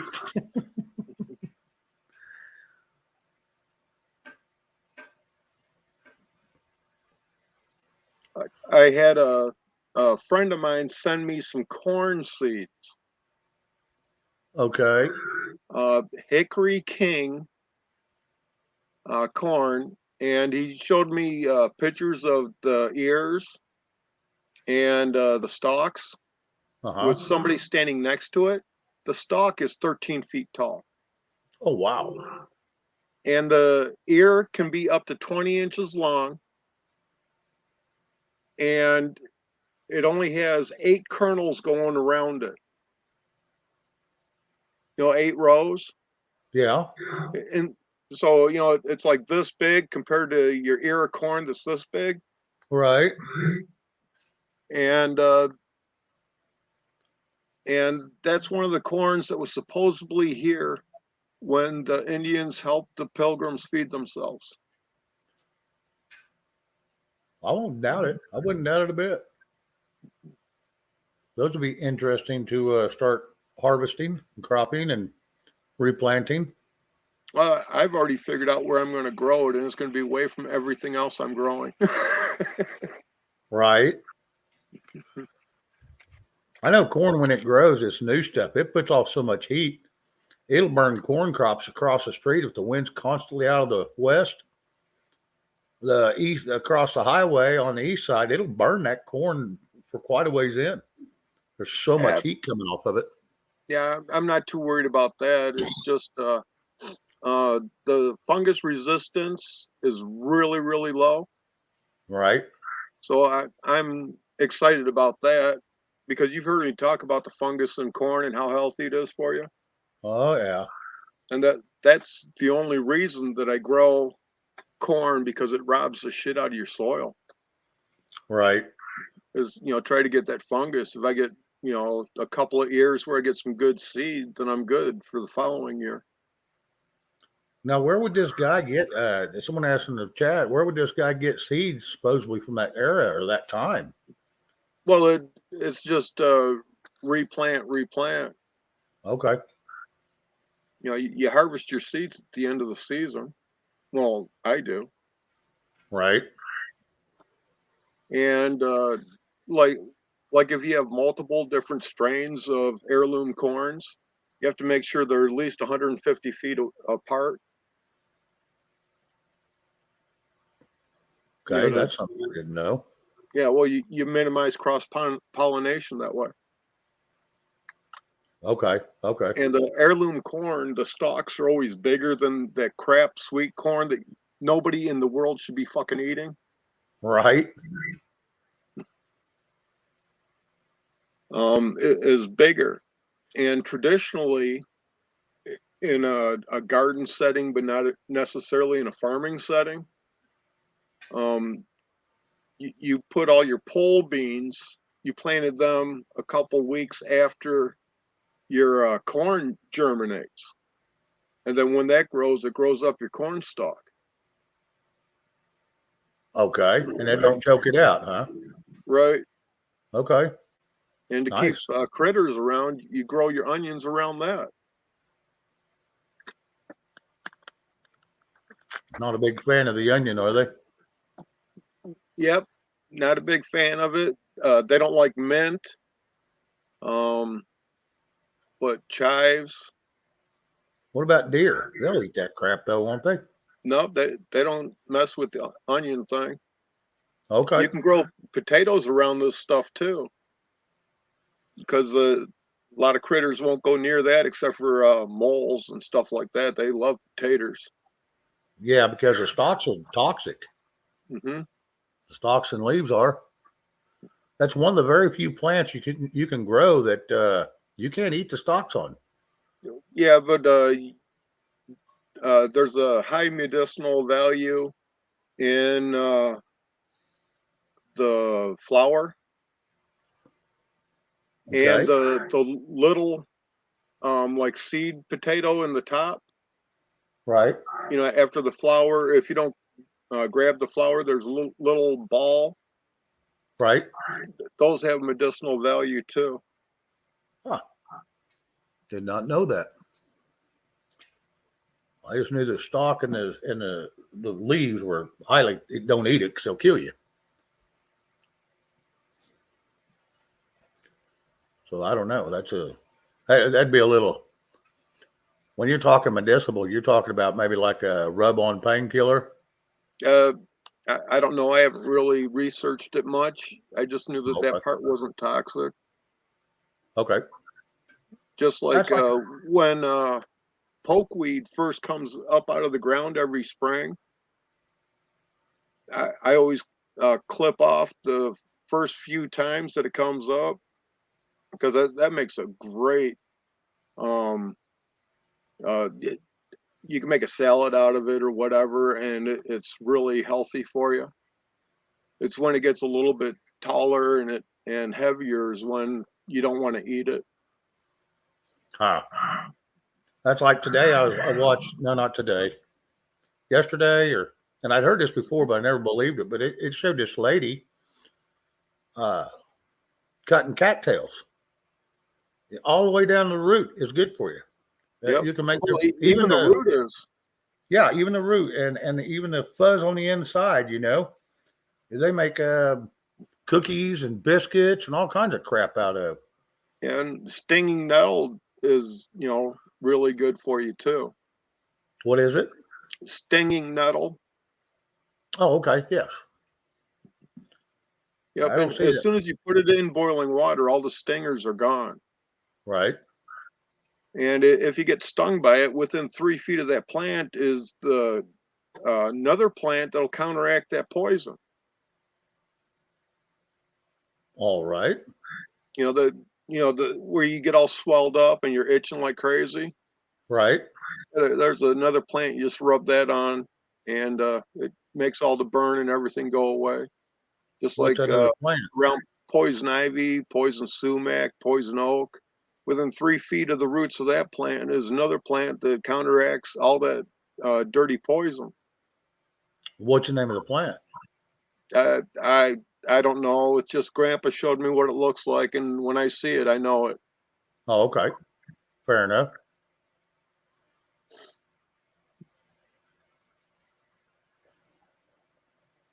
Trying to go back catch some of this what was said, but I missed it. So, yeah, aloe is good for you. You can even eat aloe. Yep.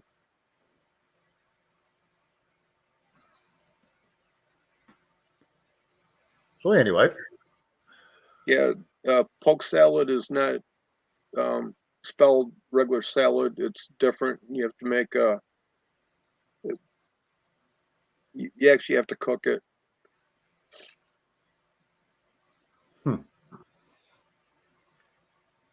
I'm just going off of what Barb wrote.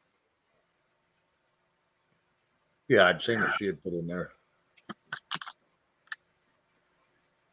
But I don't know anything about, medicines and stuff, and I'm not a doctor, and I don't play one on TV. I know what we call around here milkweed. It's got the leaves. It's got a few little prongs on it, but you can break it. It's got a bunch of milk in the inside. So it usually gums up your mower if you got a bunch of it. But anyway, that stuff, that milk, they say it's almost as potent as morphine. Rub it on. No open wounds because you can't take it internally, but externally you can. Okay. Let's say somebody has a wart. Even warts and their goodies. Okay. You get all these medicines and crap from the doctor, and the wart goes away in 10 days, 2 weeks, and then it'll come back 5-6 months later. Right. Now, if you have milkweed and you save that white sap and you put that on the wart 3-4 times a day for a week and a half, the wart will be gone and it will never come back. Kills it all the way down to the root. Yeah, nature does its job, where the pharmaceutical wants to make the symptoms go away and then treat it again later. Correct. Yeah, they can't make no money for a one-time and cure. Like I know people who go to Germany to get cured from cancer. Yes. But I know other people who go down to Mexico to get cured from MS. Well, not only that, you can go down to Mexico and get free teeth and cheap teeth, cheap dental work. Up here, it costs you $21,000. You go down there, it's going to cost you $200. Same damn procedures. But in Mexico, they cure MS. Okay. All they offer to do is to make you more comfortable in America. Right.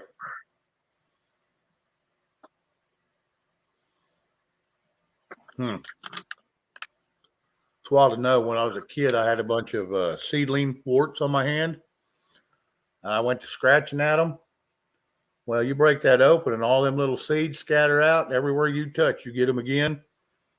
I fought them things for years, and I did it all natural. I didn't use anything really. I just left them alone, quit picking at it. And they finally went away, and they haven't come back. But yeah, those were a nightmare. Yeah. Because those little seeds all you see it's smaller than a pepper flake, Yeah.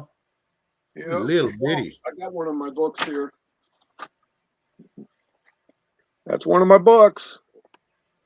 There you go.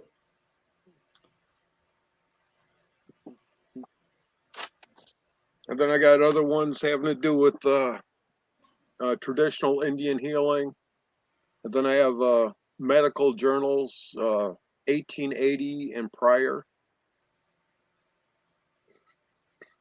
Well, I know when you was talking about, they go over to Russia to cure cancer.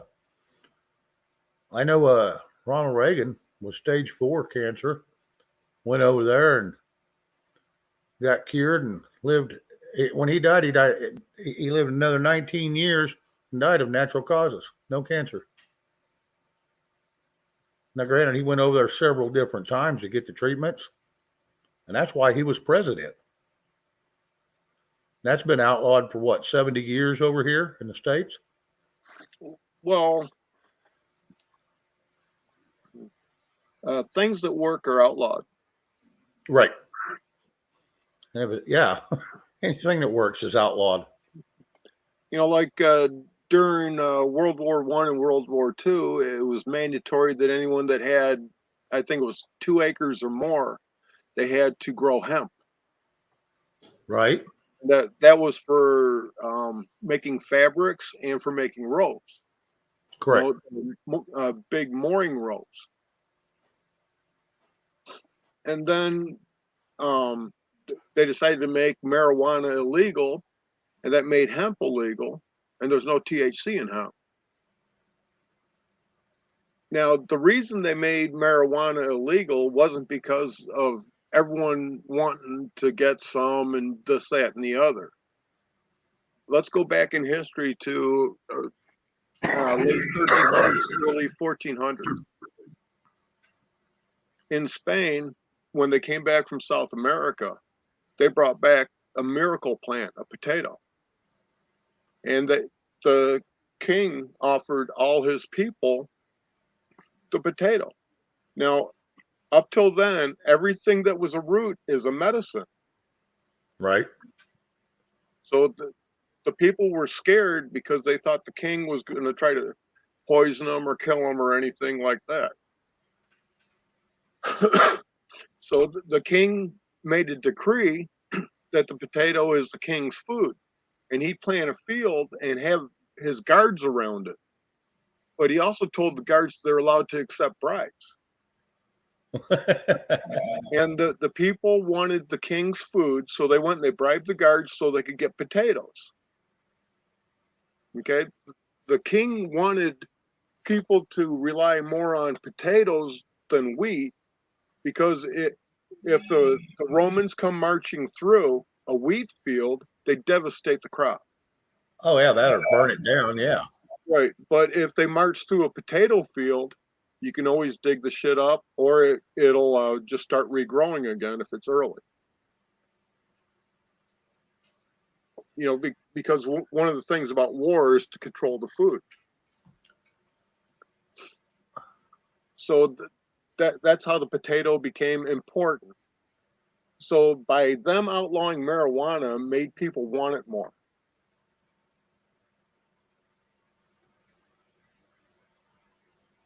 Which helps out with the prison system and everything else, which is the big money maker.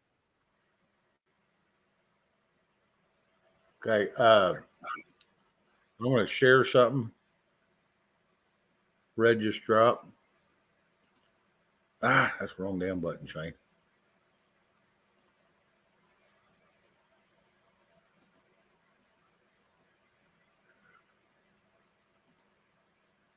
Hopefully this time it'll play.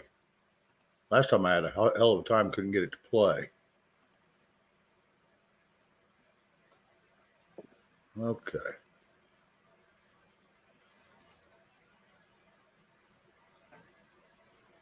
Let me see. Make sure we're on everything we need. Yeah.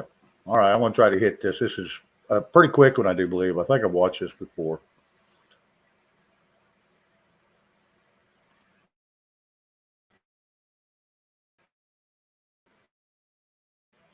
A lot of people are asking, what can I do? The harnessing of the earth, and here you go. Perfect example. You could take a little piece of wood, you could wrap some copper right around there, place that right into the dirt, and that will work like an antenna that will gather ether, which is the energy that's all around us that Nikola Tesla, Wilhelm Reich, Victor Schauberger, and all these people talked about.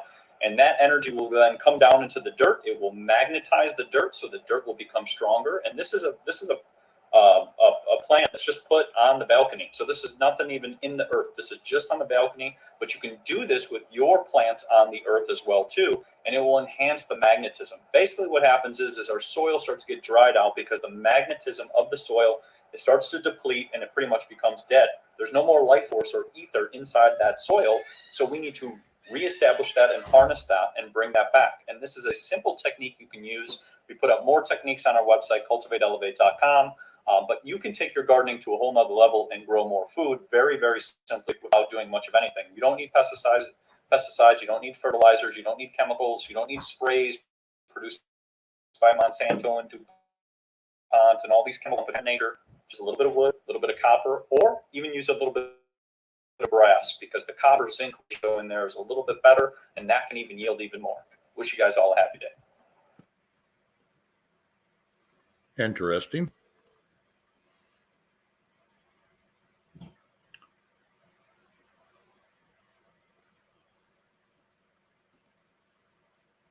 You gonna try that? I can't hear you, D-Dog. You're muted.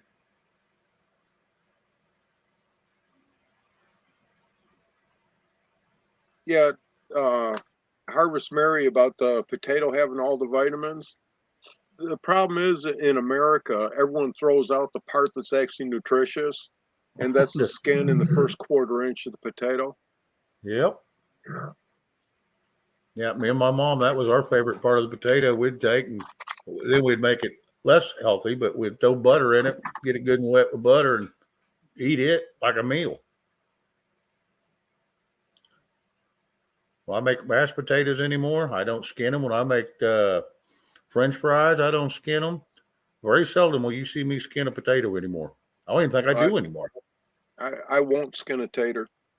Yep. I wash them up good, and if I want to fried taters, it'll have a skin on it.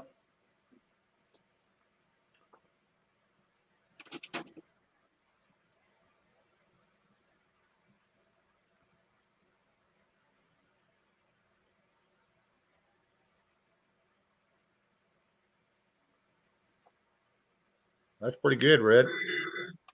Started your tomatoes from seed, and within 3 days your seeds had sprouted. Yeah, that's pretty good. This is a beef stew. See the skin of the taters? Yep.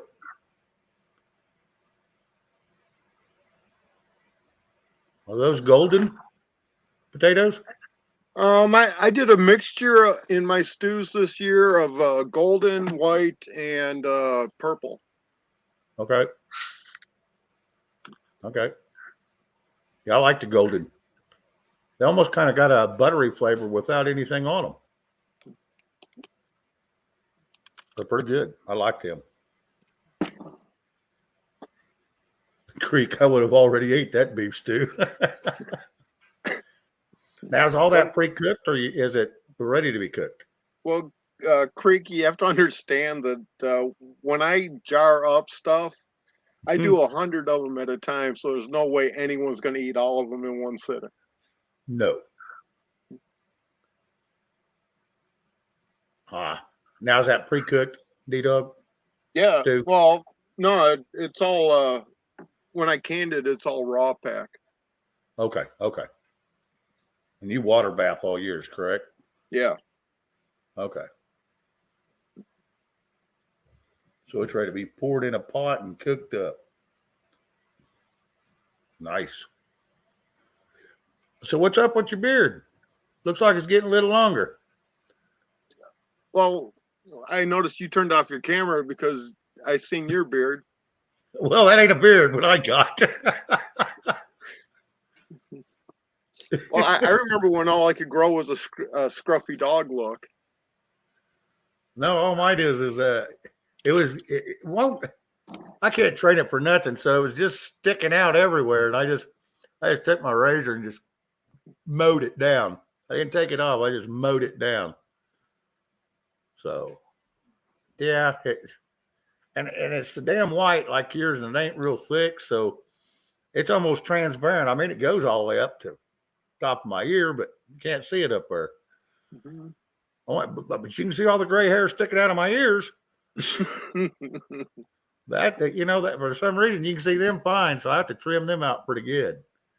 Yeah, but let me grab one more thing and show you. All right.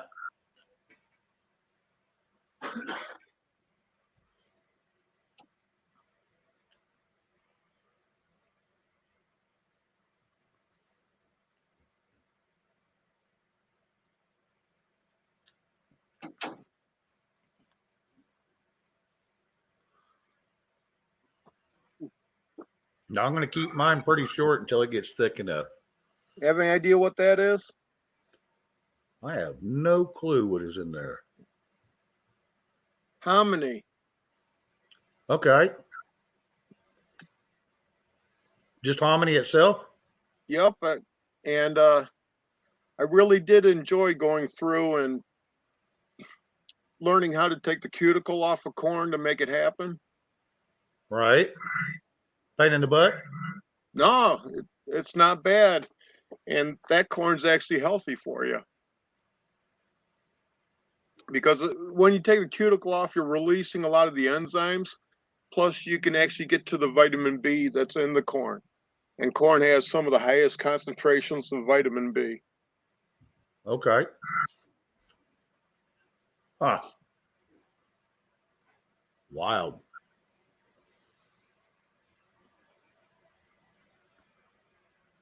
Red, for anybody that knows how to do canning, yes, canning's a breeze. It's cakewalk. But for some people like me that haven't done it hardly at all, it is a pain in the butt trying to get back in the habit of it.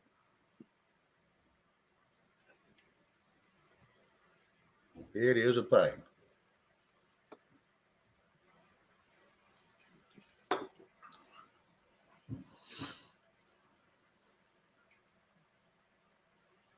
Yeah, sweet potatoes, I like them too. You don't like them, D-Dog? Not me. Huh.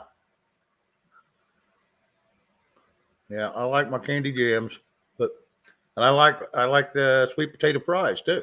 I like them. Air baked, those are really good. Okay. A lot of people don't. I know there's a bunch of people that don't like them, but they're supposed to be pretty good for you too, though. If you keep all the damn brown sugar and marshmallows and crap off of it. What, all the flavor? Yeah. Right.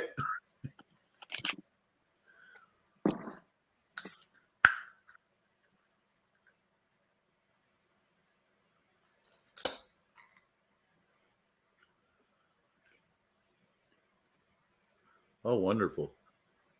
I don't even know why people have any subscriptions to cable or satellite or anything anymore. Yeah.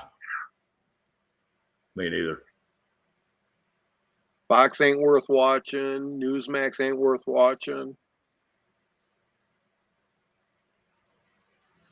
You know, I watch a little OAN. I used to watch Newsmax, but I don't even watch it anymore. They kind of, you know, I don't even think they know who they go for half the time.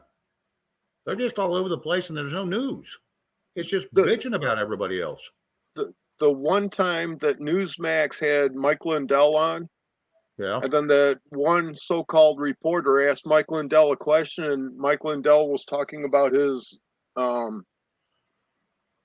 investigations. Right. He got all mad and tried to shut Mike up, and then he just gets up and walks away from his seat. That's the last time I watched Newsmax. I turned it off after that. Right. What do you think of Mike Lindell? I think he's nuts. Spent a lot of money on a bunch of stuff that really has not much to do with him. That's for sure. That's fine. I still think he's nuts. I'm not saying his information's bad. It's just no one's seen it. Well, when it gets presented and stuff, he has the people who have the knowledge. They start talking, and then he interrupts them and talks over them, and he talks about shit that has nothing to do with nothing. Yeah, I did see that. That Yeah. So symposium instead of the information getting out, it's another. It's like a Mike Lindell photo op. Yep. Yep. Yeah, his sales went through the roof, and they kicked him out of Walmart and some of them Kohl's and all them big stores. He was making more online sales than he was through them anyway. He says, "That's fine with me. Kick me out. I'm doing better without you." And Joseph, I never said he's not a patriot. He is a patriot, and he's one of the ones that have more pride in America than most Americans have. I don't begrudge him on that. Yep. Yeah, he does. He has his own free drug and alcohol rehab. Yeah, he has that. Yeah, I got to send a bunch of messages on that because of I drink beer. They sent me all that information on his.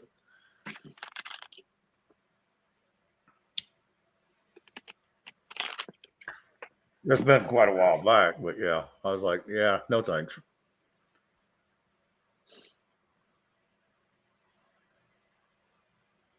I'm ready to quit completely. I'll do it just like I did last time.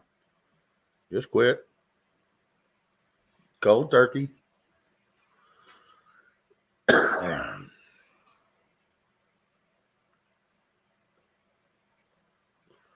Although I will say this, if I'd quit drinking beer completely, I'd quit these. I was down to 5 cigarettes a day forever when I wasn't drinking. But I went back to drinking a few beers here and there, and son, there went my smoking right back to the roof.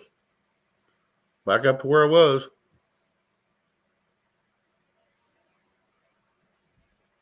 What time is it? Oh shit, we're already over. Yeah, D-Dog's gonna do it to me again. Last time I said, yeah, I ain't gonna be on here long, and an hour and a half later, we're still up there. Yeah. So you still doing a lot of your sending papers in? Yeah, I'm getting ready to drop a major claim. Yeah, you said by March you was fixing to pull some big stuff. Yep, and one of the things I'm doing is I'm going after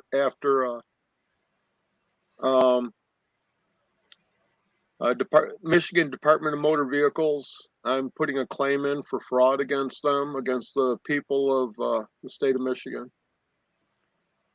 For? Well, everything they do and say is a lie. Okay. Fair enough. How's that working out with that Menards deal? Yeah, it hasn't seen the courtroom yet, and they keep offering a little bit more and a little bit more. But I'm holding out. I kind of want their business license.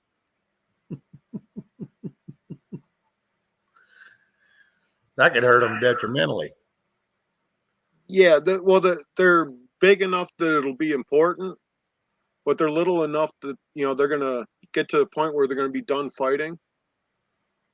Right. And then places like the big three criminals, Walmart, Myers, and Kroger's will take notice of you're not going to do this to the people again. Right. Okay.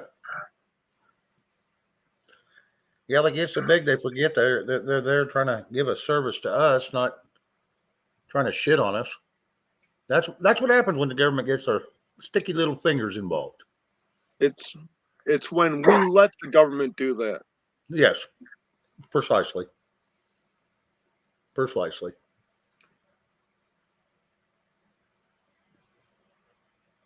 Davis, hello. Yeah. When we let the government do it, that's true. That is very true.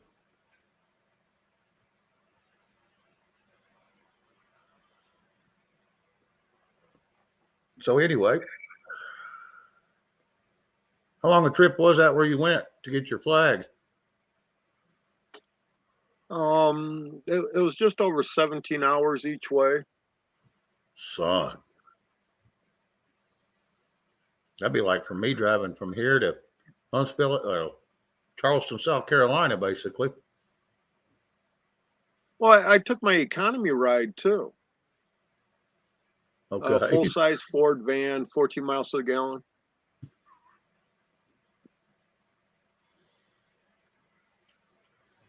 Yeah, I could have taken that M35, and that gets about 4 miles to the gallon.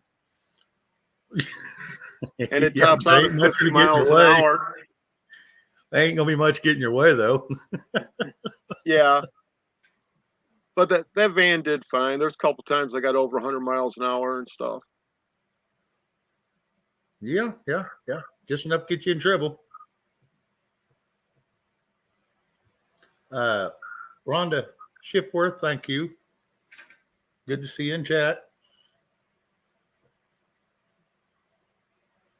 Yeah, and I ended up jumping on the Ohio Turnpike and stuff. Oh, really? Yep, and I went a little excessive on speed.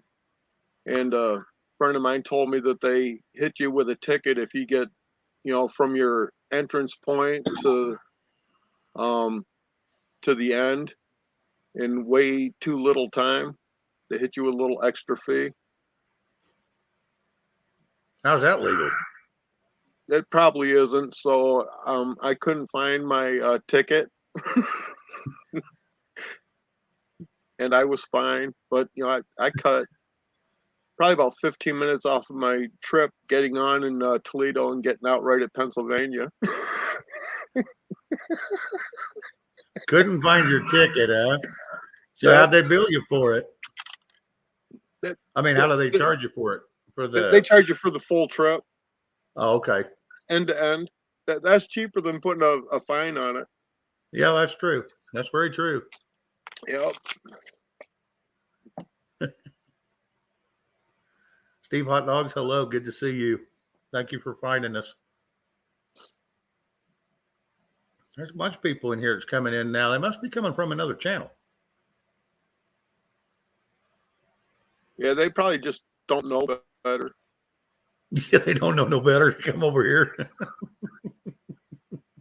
Yeah. It's all good. The intelligent part of the show was over when the silver guy left.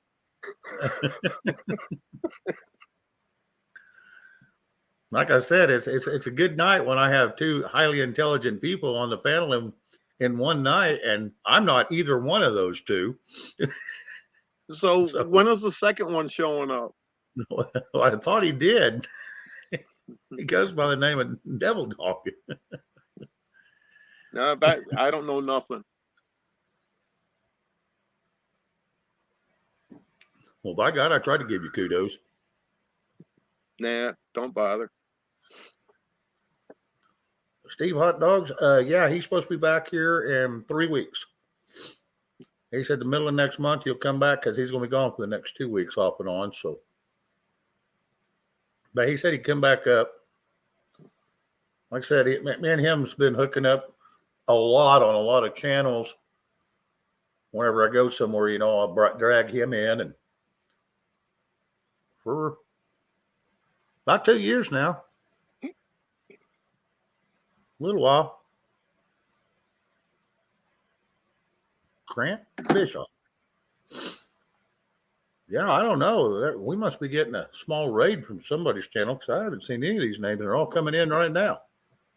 I'm not complaining. It's good to see each and every one of you. Each and every one of you. Hot chicks are here.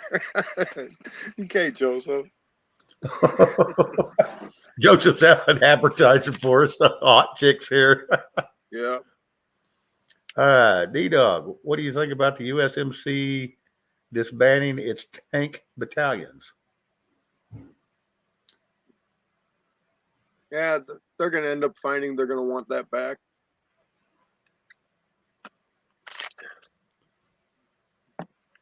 Because when the people take back our nation, the Department of Defense will be dissolved and we'll be going back to Department of War, which will consist of the Navy and the departments of the Navy, and the Marine Corps is one of those. So they're going to want their tanks back. When Trump come in, he noticed that he wouldn't build any more tanks. He was fixing to shut that yard down that built tanks. He says, no, the Army we're building, we need these tanks. He said he put it back in full production. Right. So that was, I thought that was good. Now, it does cost, since some of them are government grants, it does cost the American people. But, I don't think the American people should bitch too much about something like that, because that does, as long as it's used correctly and it defends our borders and protects us, by God, have them. Now, if it's just to send them over for Ukraine or someone else, or Afghanistan to leave them behind. Yeah. If it's sent over something silly like that, no, we don't need to build them then. Yep. I'll be back in a minute, Shane. Yes, sir. Well, it is definitely good to see everybody new coming in here. Y'all are more than welcome to stay. You're more than welcome to hit the thumbs up, share it out. Maybe somebody, even if you don't like it, maybe somebody might that you know. Tricky Nicky. I have seen that name before. I can't remember where.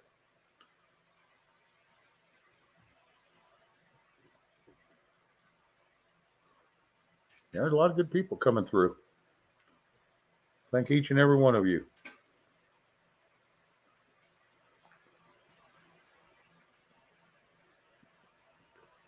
Around here, we just talk about a little bit of anything and everything. If anybody's wondering, we don't. I try to stay. We talk about politics. Don't get me wrong. We talk a little bit about that. We talk a little bit about everything. We just don't want to get into the gloom and doom or the hopium. We're just not going to get into that. Now, I'll interview anybody that wants to come up and let them have their say, but doesn't mean I'm going to agree with everything they say or disagree with them. And it doesn't mean I have to dislike them. It just means, well, I'm not going to believe that, but hey, kudos to you if that's what you believe.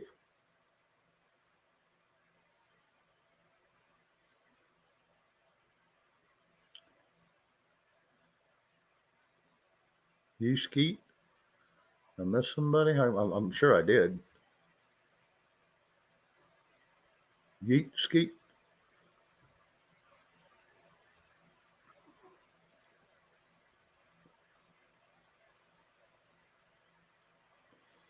Okay. Yeah, I probably caught you there. I probably seen you once there. Tricky Nicky. I remember seeing the name, so.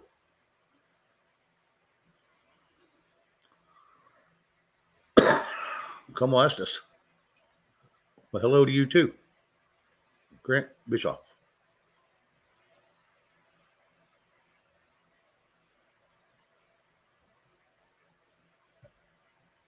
Yeah, we're still getting some new ones in here. So Yeah, that's they always don't know better. they don't know no better. No. It's all good. Like I said, we talk about a little bit of anything and everything. Yeah, I was going to try to get up Mr. B's brain up here one night. They say he puts out some pretty decent stuff, and he comes in the chat occasionally. I know tonight he went on about the same time I did, so I knew he wouldn't be up tonight.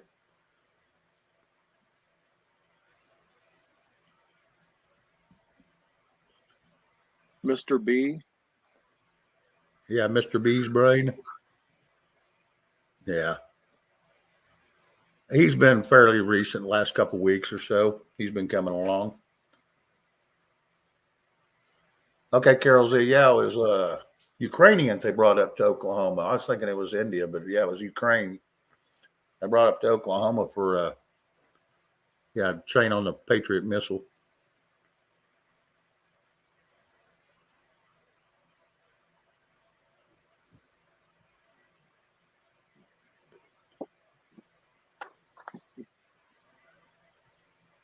I can't remember who it was. They were walking along the border wall on the Mexican side, and they were live streaming, and they were picking up Ukrainian passports, Polish passports, and a bunch of other ones from over there. I don't doubt it. Well, before they come in, they get rid of all identification before they come across the border. Huh.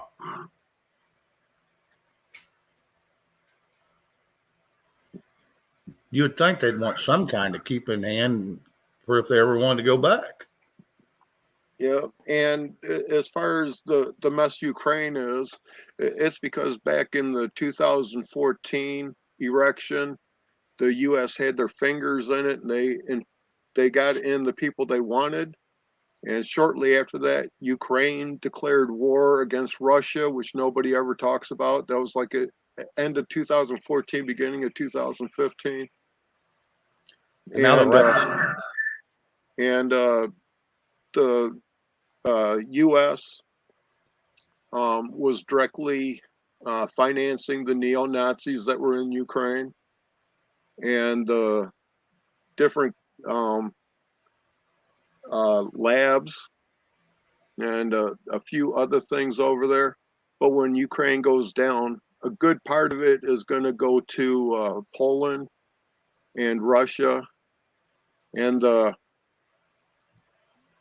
I believe they're called Rukranian, starting with an R, which is the original inhabitants of that area. Okay. They're going to be getting some of their land back too.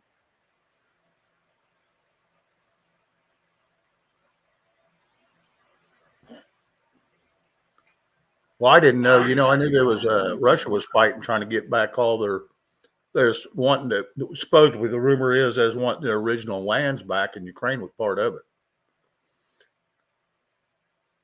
But that also goes back into Russia and China and India and Saudi Arabia are all them starting to trade in their own currency and not using the American dollar. And I don't think Russia would have ever went to that.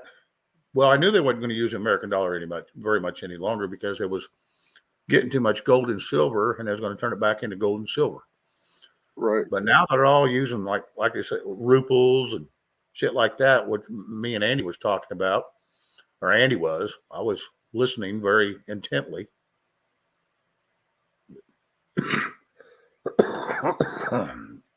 Sorry about that. The Donbass region. Yes.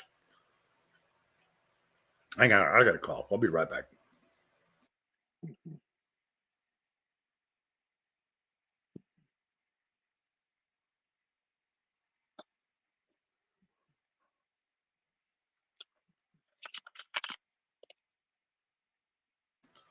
Sorry about that.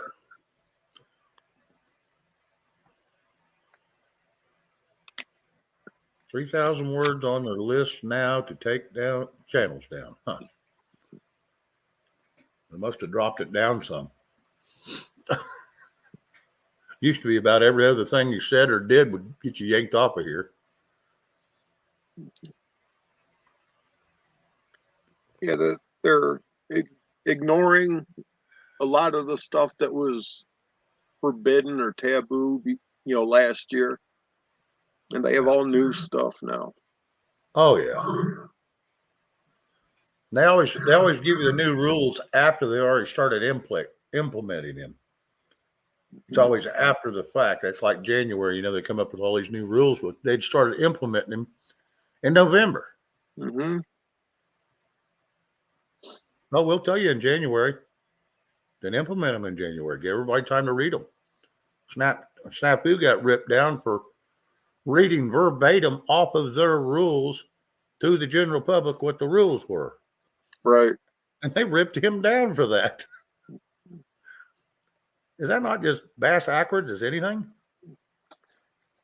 Well, I know a guy that was reading verbatim the Militia Act from 1904. That's when the National Guard got made. Right. And he lost his whole channel. That was about 4 years ago, even.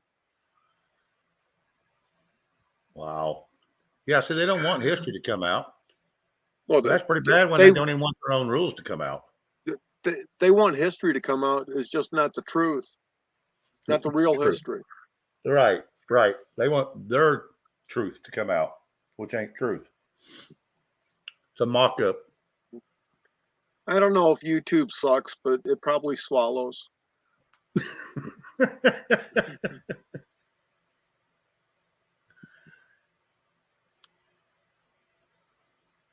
And it's probably a rainbow flag too, so it doesn't mean much. Right. I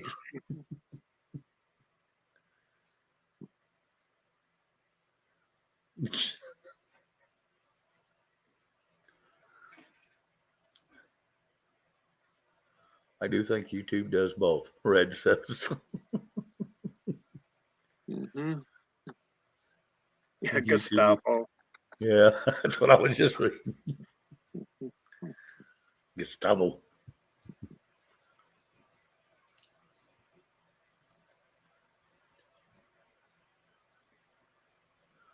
Yeah, I really thought he was going to buy some of these platforms, but he wouldn't Trump? Yeah. Well, shit, compared to Musk, Trump is a pauper. Oh yeah, he's a peasant compared to Musk. Musk may be the first person to ever make $1 trillion. Yeah, be worth $1 trillion, I should say.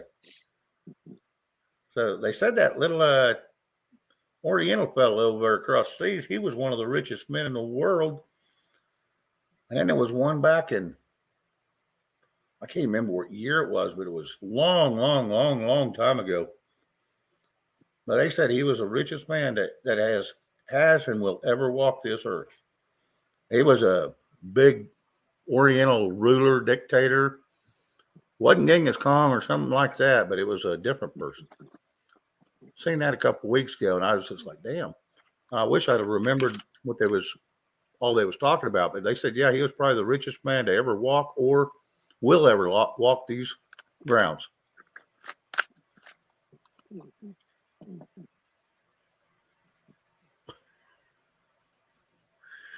Red, I think you're getting set up. Joseph Green was trying to set you up. Shane from Beaver County presents Red's Recipes Thursday show. But it won't be aired because I don't go on Thursdays. It's one of my days off. One of two that I have. Yep. Yeah, make a giant sandwich. Yeah. I'll tune in for that. Someone, I think it was Carol Z asked her to make cookies or something. Somebody did. I think it was Carol. No, giant sandwich. That was my favorite. Oh, yeah.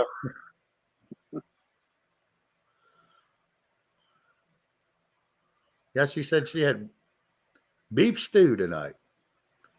And you know, every bit of it was a homemade. Oh, she'll cover for me? Okay, yeah. That'll work. Yeah, I'll just sit in the background and make sure anybody that wants to come up can come up, and she can just rule the roost.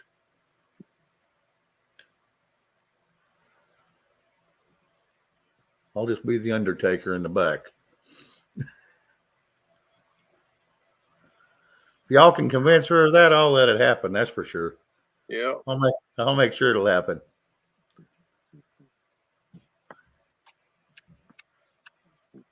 Yeah, she's always talking about the things she cooks, and I tell you what, sounds like she's one hell of a cook. Everything she's told me about, you know, not just me, but everything I've been hearing about from what she talks about, everything just sounds freaking awesome. Yep, sandwich. Pull them britches and pull up them britches and make me a sandwich.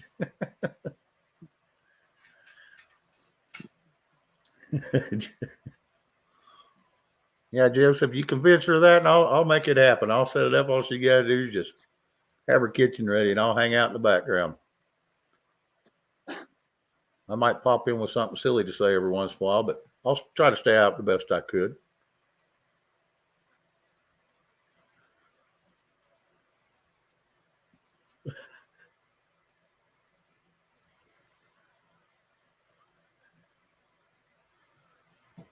Sorry, I'll got hacked. Ignore my last comments.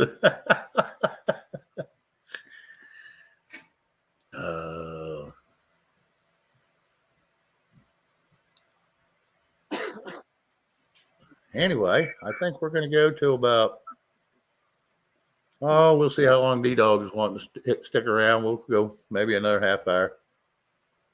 I have the perfect shirt for Thursday night of Red making a sandwich.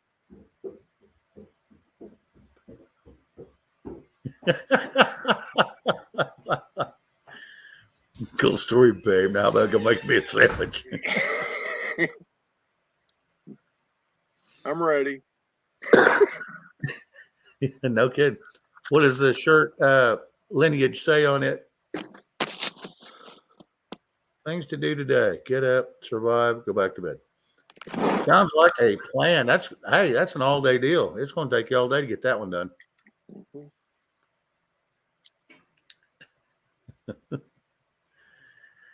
Yeah, that could be a. Well, that's kind of what I do. So, yes, D-Dog's always a great panel guest. Not always. There's a couple times it didn't go well, but here it's been fine.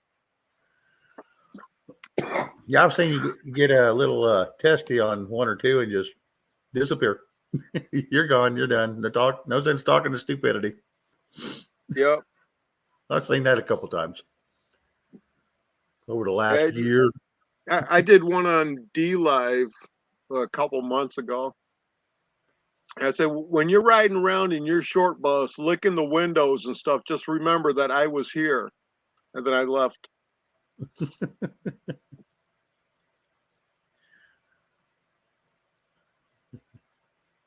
Oh, look at him now. I didn't say great.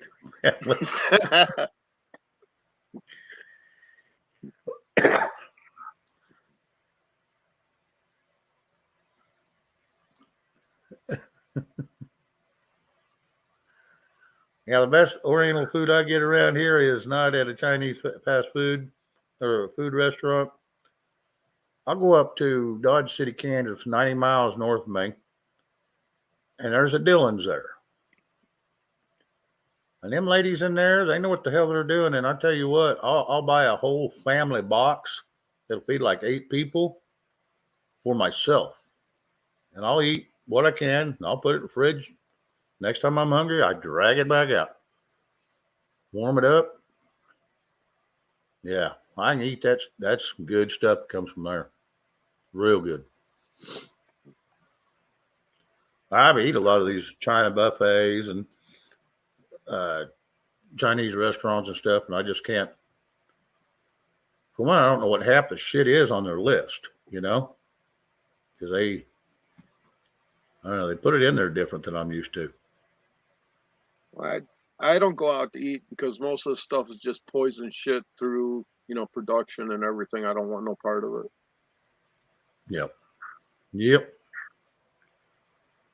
Yep, that's it. That's like I said, I don't do a whole hell of a lot of. A couple days a week for lunch, I'll order out. But for dinner, no, it's gonna be cooked right here. Right here. I don't care if it's a sandwich. Cut a piece of ham off of I don't care. But it's gonna be right here.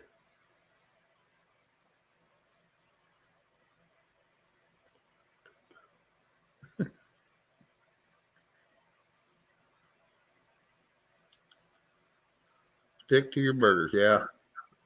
Yeah, like I said tonight, we had that ribeye steak and we cut it up and made it carne asada and pico de gallo and sour cream. Pretty darn good. Stuffed jalapenos with it and corn on the cob.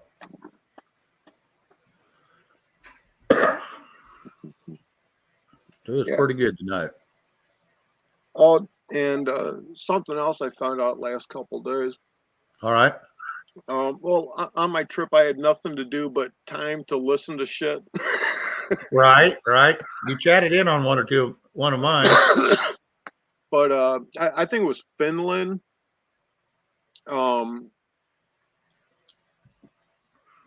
The government offered anyone that wants any chickens, they'll give them 3 chickens. Okay. And I can't remember what the percentage is, but they ended up, of the people, but they ended up getting 60,000 chickens to give to 20,000 people. Those people got 3 chickens for each. And the amount of waste going to the landfill dropped by 2,000 tons every week. Really? Because of all the chickens that were being destroyed? No, the chickens weren't being destroyed. That they were, you take your table scraps, you give it to your chickens. Correct. Okay. You don't have to buy feed for them. Right. So that doesn't go to the landfill. Correct. Okay. I got what you're saying now. And then you get eggs.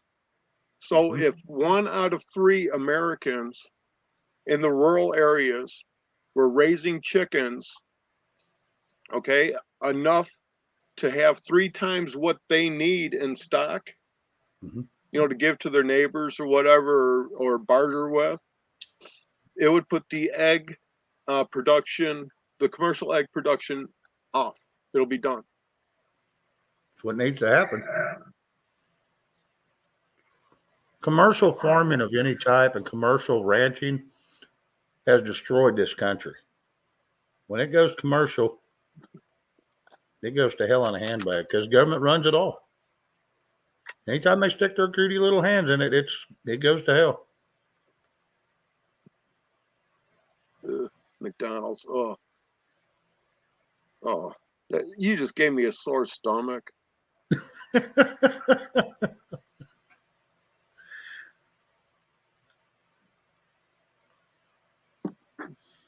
I haven't had any McDonald's in 3 years, except in August.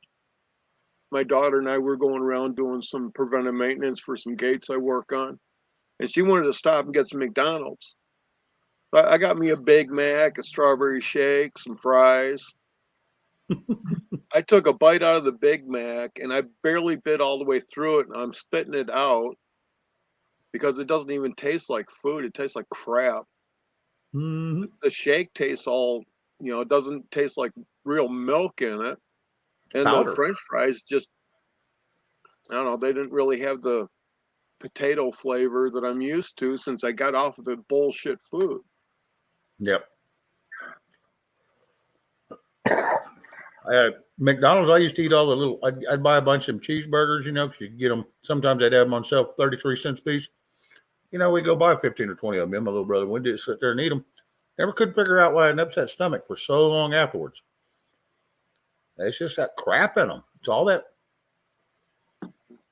It's that preservative that's in them.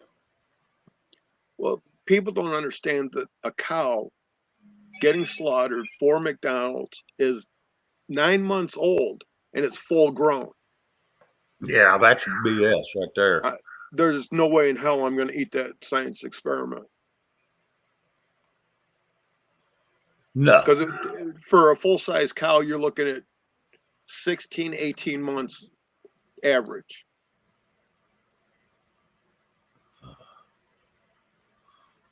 Okay. Well, Red says, Shane, play this. Okay. Give me a second, Red. Go ahead. I'm listening. D-Dog. Oh, no. I was done ranting about what shit food McDonald's is. Well, I know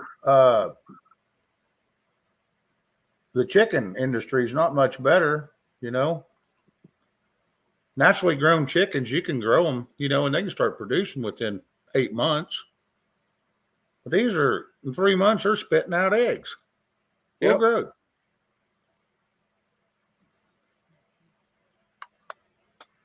Red, I hope this don't get me taken down. I get 24 eggs for 1 quart of canned green beans. Wow. That's quite the trade. That's a good neighbor right there, because there's a whole lot more protein in that than there is in them green beans. 6 grams per egg. Yep. I usually give them a little bit more. It depends what I have in the pantry. Right.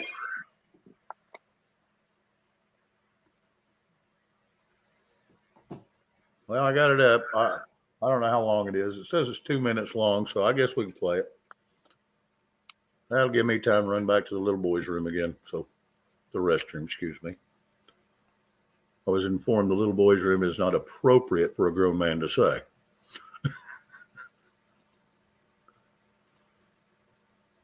Yeah, a grown man or you, Shane.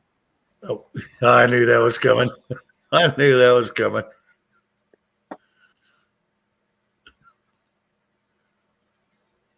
Okay.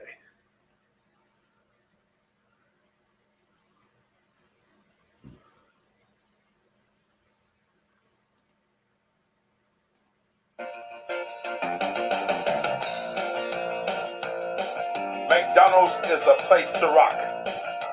It is a restaurant where they buy food to eat. It is a good place to listen to the music. People flock here to get down to the rock music. Rock and roll McDonald's. Rock and roll McDonald's. Rock and roll McDonald's. Rock and roll McDonald's. McDonald's will make you fat. They serve Big Macs. They serve quarter pounders. They will put pounds on you. Rock and roll McDonald's. Rock and roll McDonald's. Rock and roll McDonald's. Rock and roll McDonald's.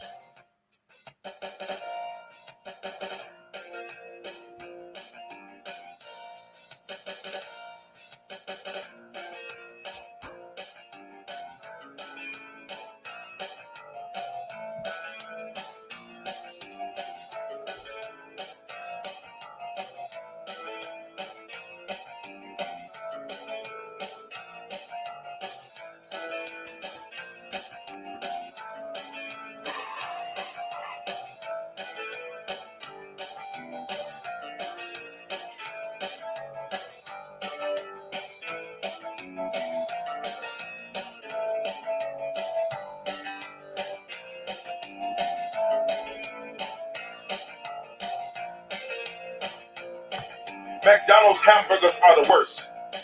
They are worse than Burger King. A Big Mac has 26 grams of fat. A quarter pounder has 28 grams of fat.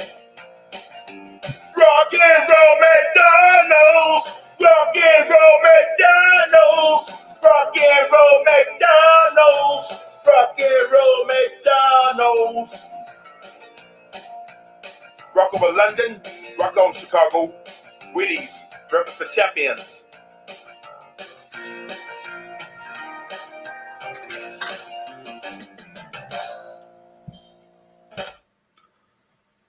I wish I had that 2.5 minutes of my life back. It was a great party. Boy, howdy. I should sing along. Yeah, okay, whatever. Shut up.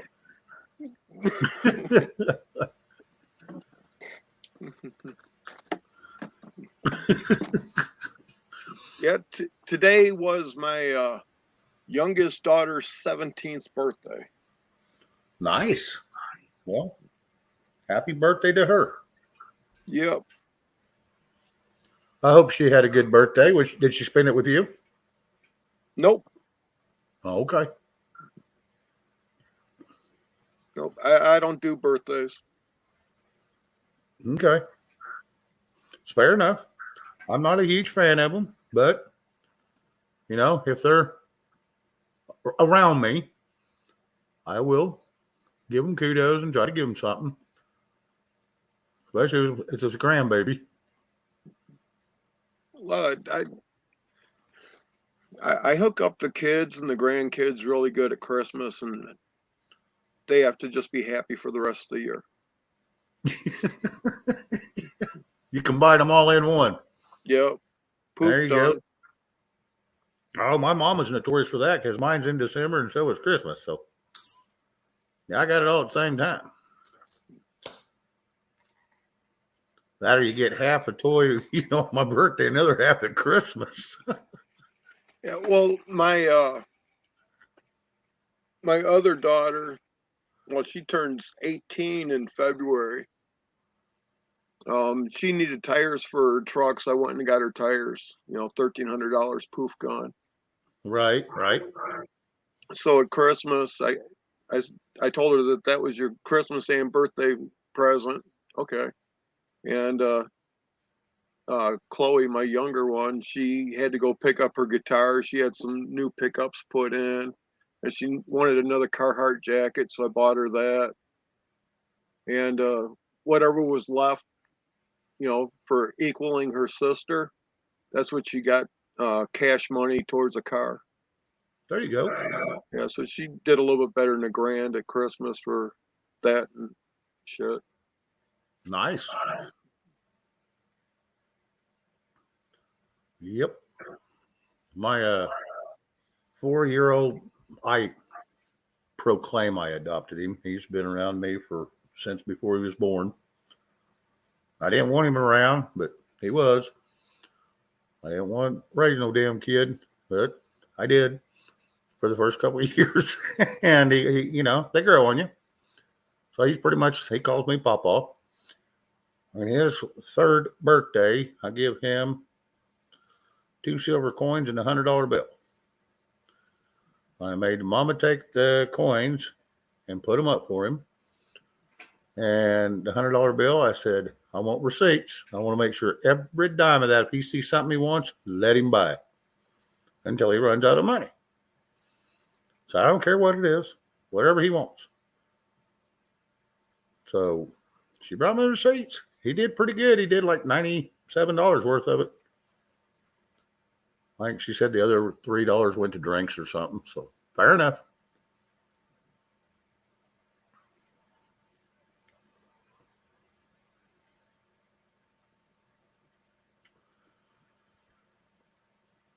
This is Chrissy Cat.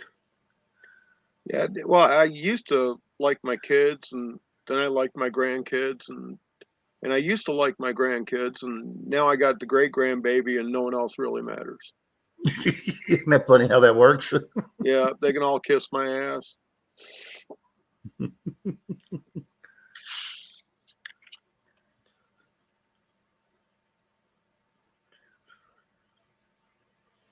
Hello, Garrett. Good to see you coming in. So I'm sure I missed you earlier.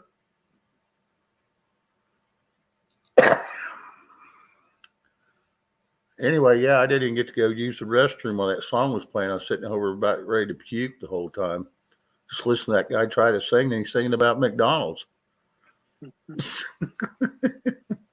Yeah.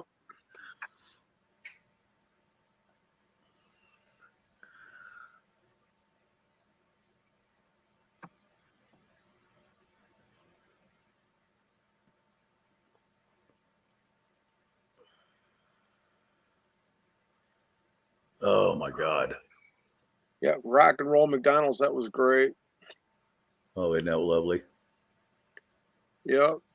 Grace Johnson, I did not find that song. Red found that. Thought it would be Yeah. Blame funny. it on Red. It's Red's fault. I had to pull it out of the chat. She's the one to put it in there. Yeah. You go back and look. It's Red's fault. It's all Red's fault.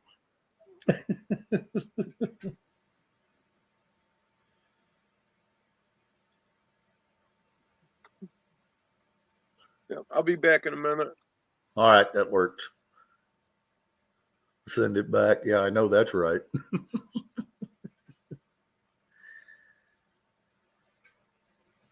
And thank everybody for hitting that thumbs up. It's been a great night. I appreciate each and every one of you for that. And holy cow. Holy cow. I don't know what happened. I knew I was getting rated, and I hope people stick around and keep coming around. It looks good.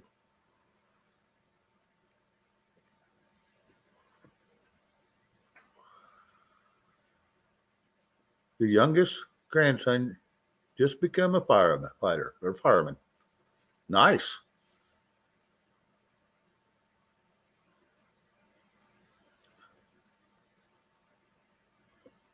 Yeah, anybody wants that link that ready to drop, there it is. She put it out again where you can find it.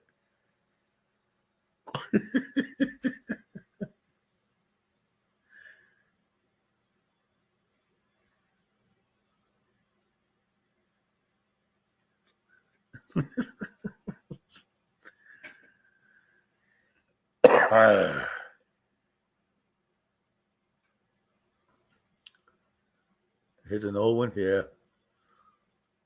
It must be that same guy saying it's like, oh baby, you got what I need.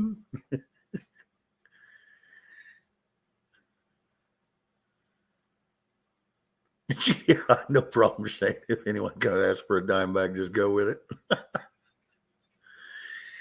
Oh, Joseph, some of the crap you come up with.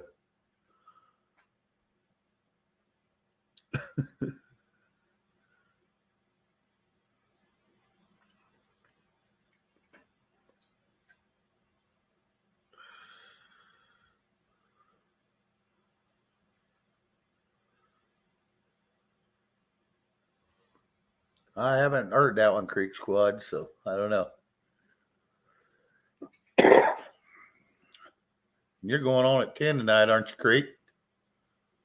I'll be off here at 10 so you can get yours fired up and stuff. So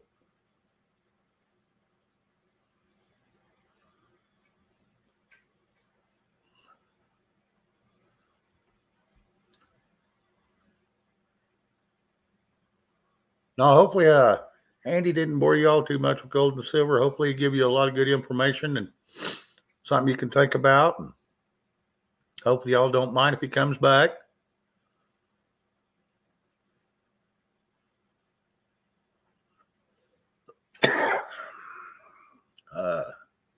I said he'll be back in a couple weeks, mid next month sometime. When he gets done with all his running, we'll have him back up for any updates that's come up, or if anybody has any question between now and then. Oh yeah, Chris Cat. Yeah, I'd rather laugh than cry any day.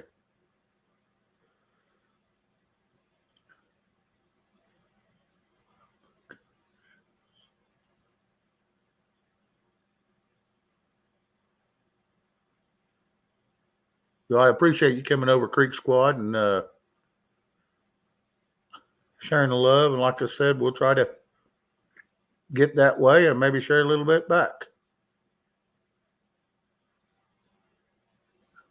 Got to do a few things right after I shut her down, but it won't take me long. So maybe 20 minutes. And then after that, it'll be about that. Well, you can kill it anytime you want, Shane. Yeah, I'm running out of things to say. And if you are too, then we'll just go ahead and enter and everybody get ready for creeks. And I'll kill this live and we will go from there. I'll be back on tomorrow night at 7 o'clock Central. I may change my times up one more time, ladies and gentlemen, come next week. I'm still thinking about it. So anyway, but we'll just see how it goes. If I can start getting some rest, it won't be so bad, and I'll just keep it the way it is. Because I enjoy doing this, and I enjoy all the people showing up. Anyway, I'm going to get off of here. Thank you all for showing up. Y'all have a great evening, and if you ain't got nothing to do, look for something to do. Go check out Creek. He's pretty laid back. He just, he's new at this and getting started, but he plays a little guitar and has a little bit of fun, so it'll be well worth checking out. Anyway, I'm going to end this. We'll see you all next time. Red dropped the link if anybody's interested. Maybe go show him a little bit of love, and we'll go from there. See y'all. And yeah, go ahead. If you don't know your rights, you don't know what to protect. There you go. There you go. That's it.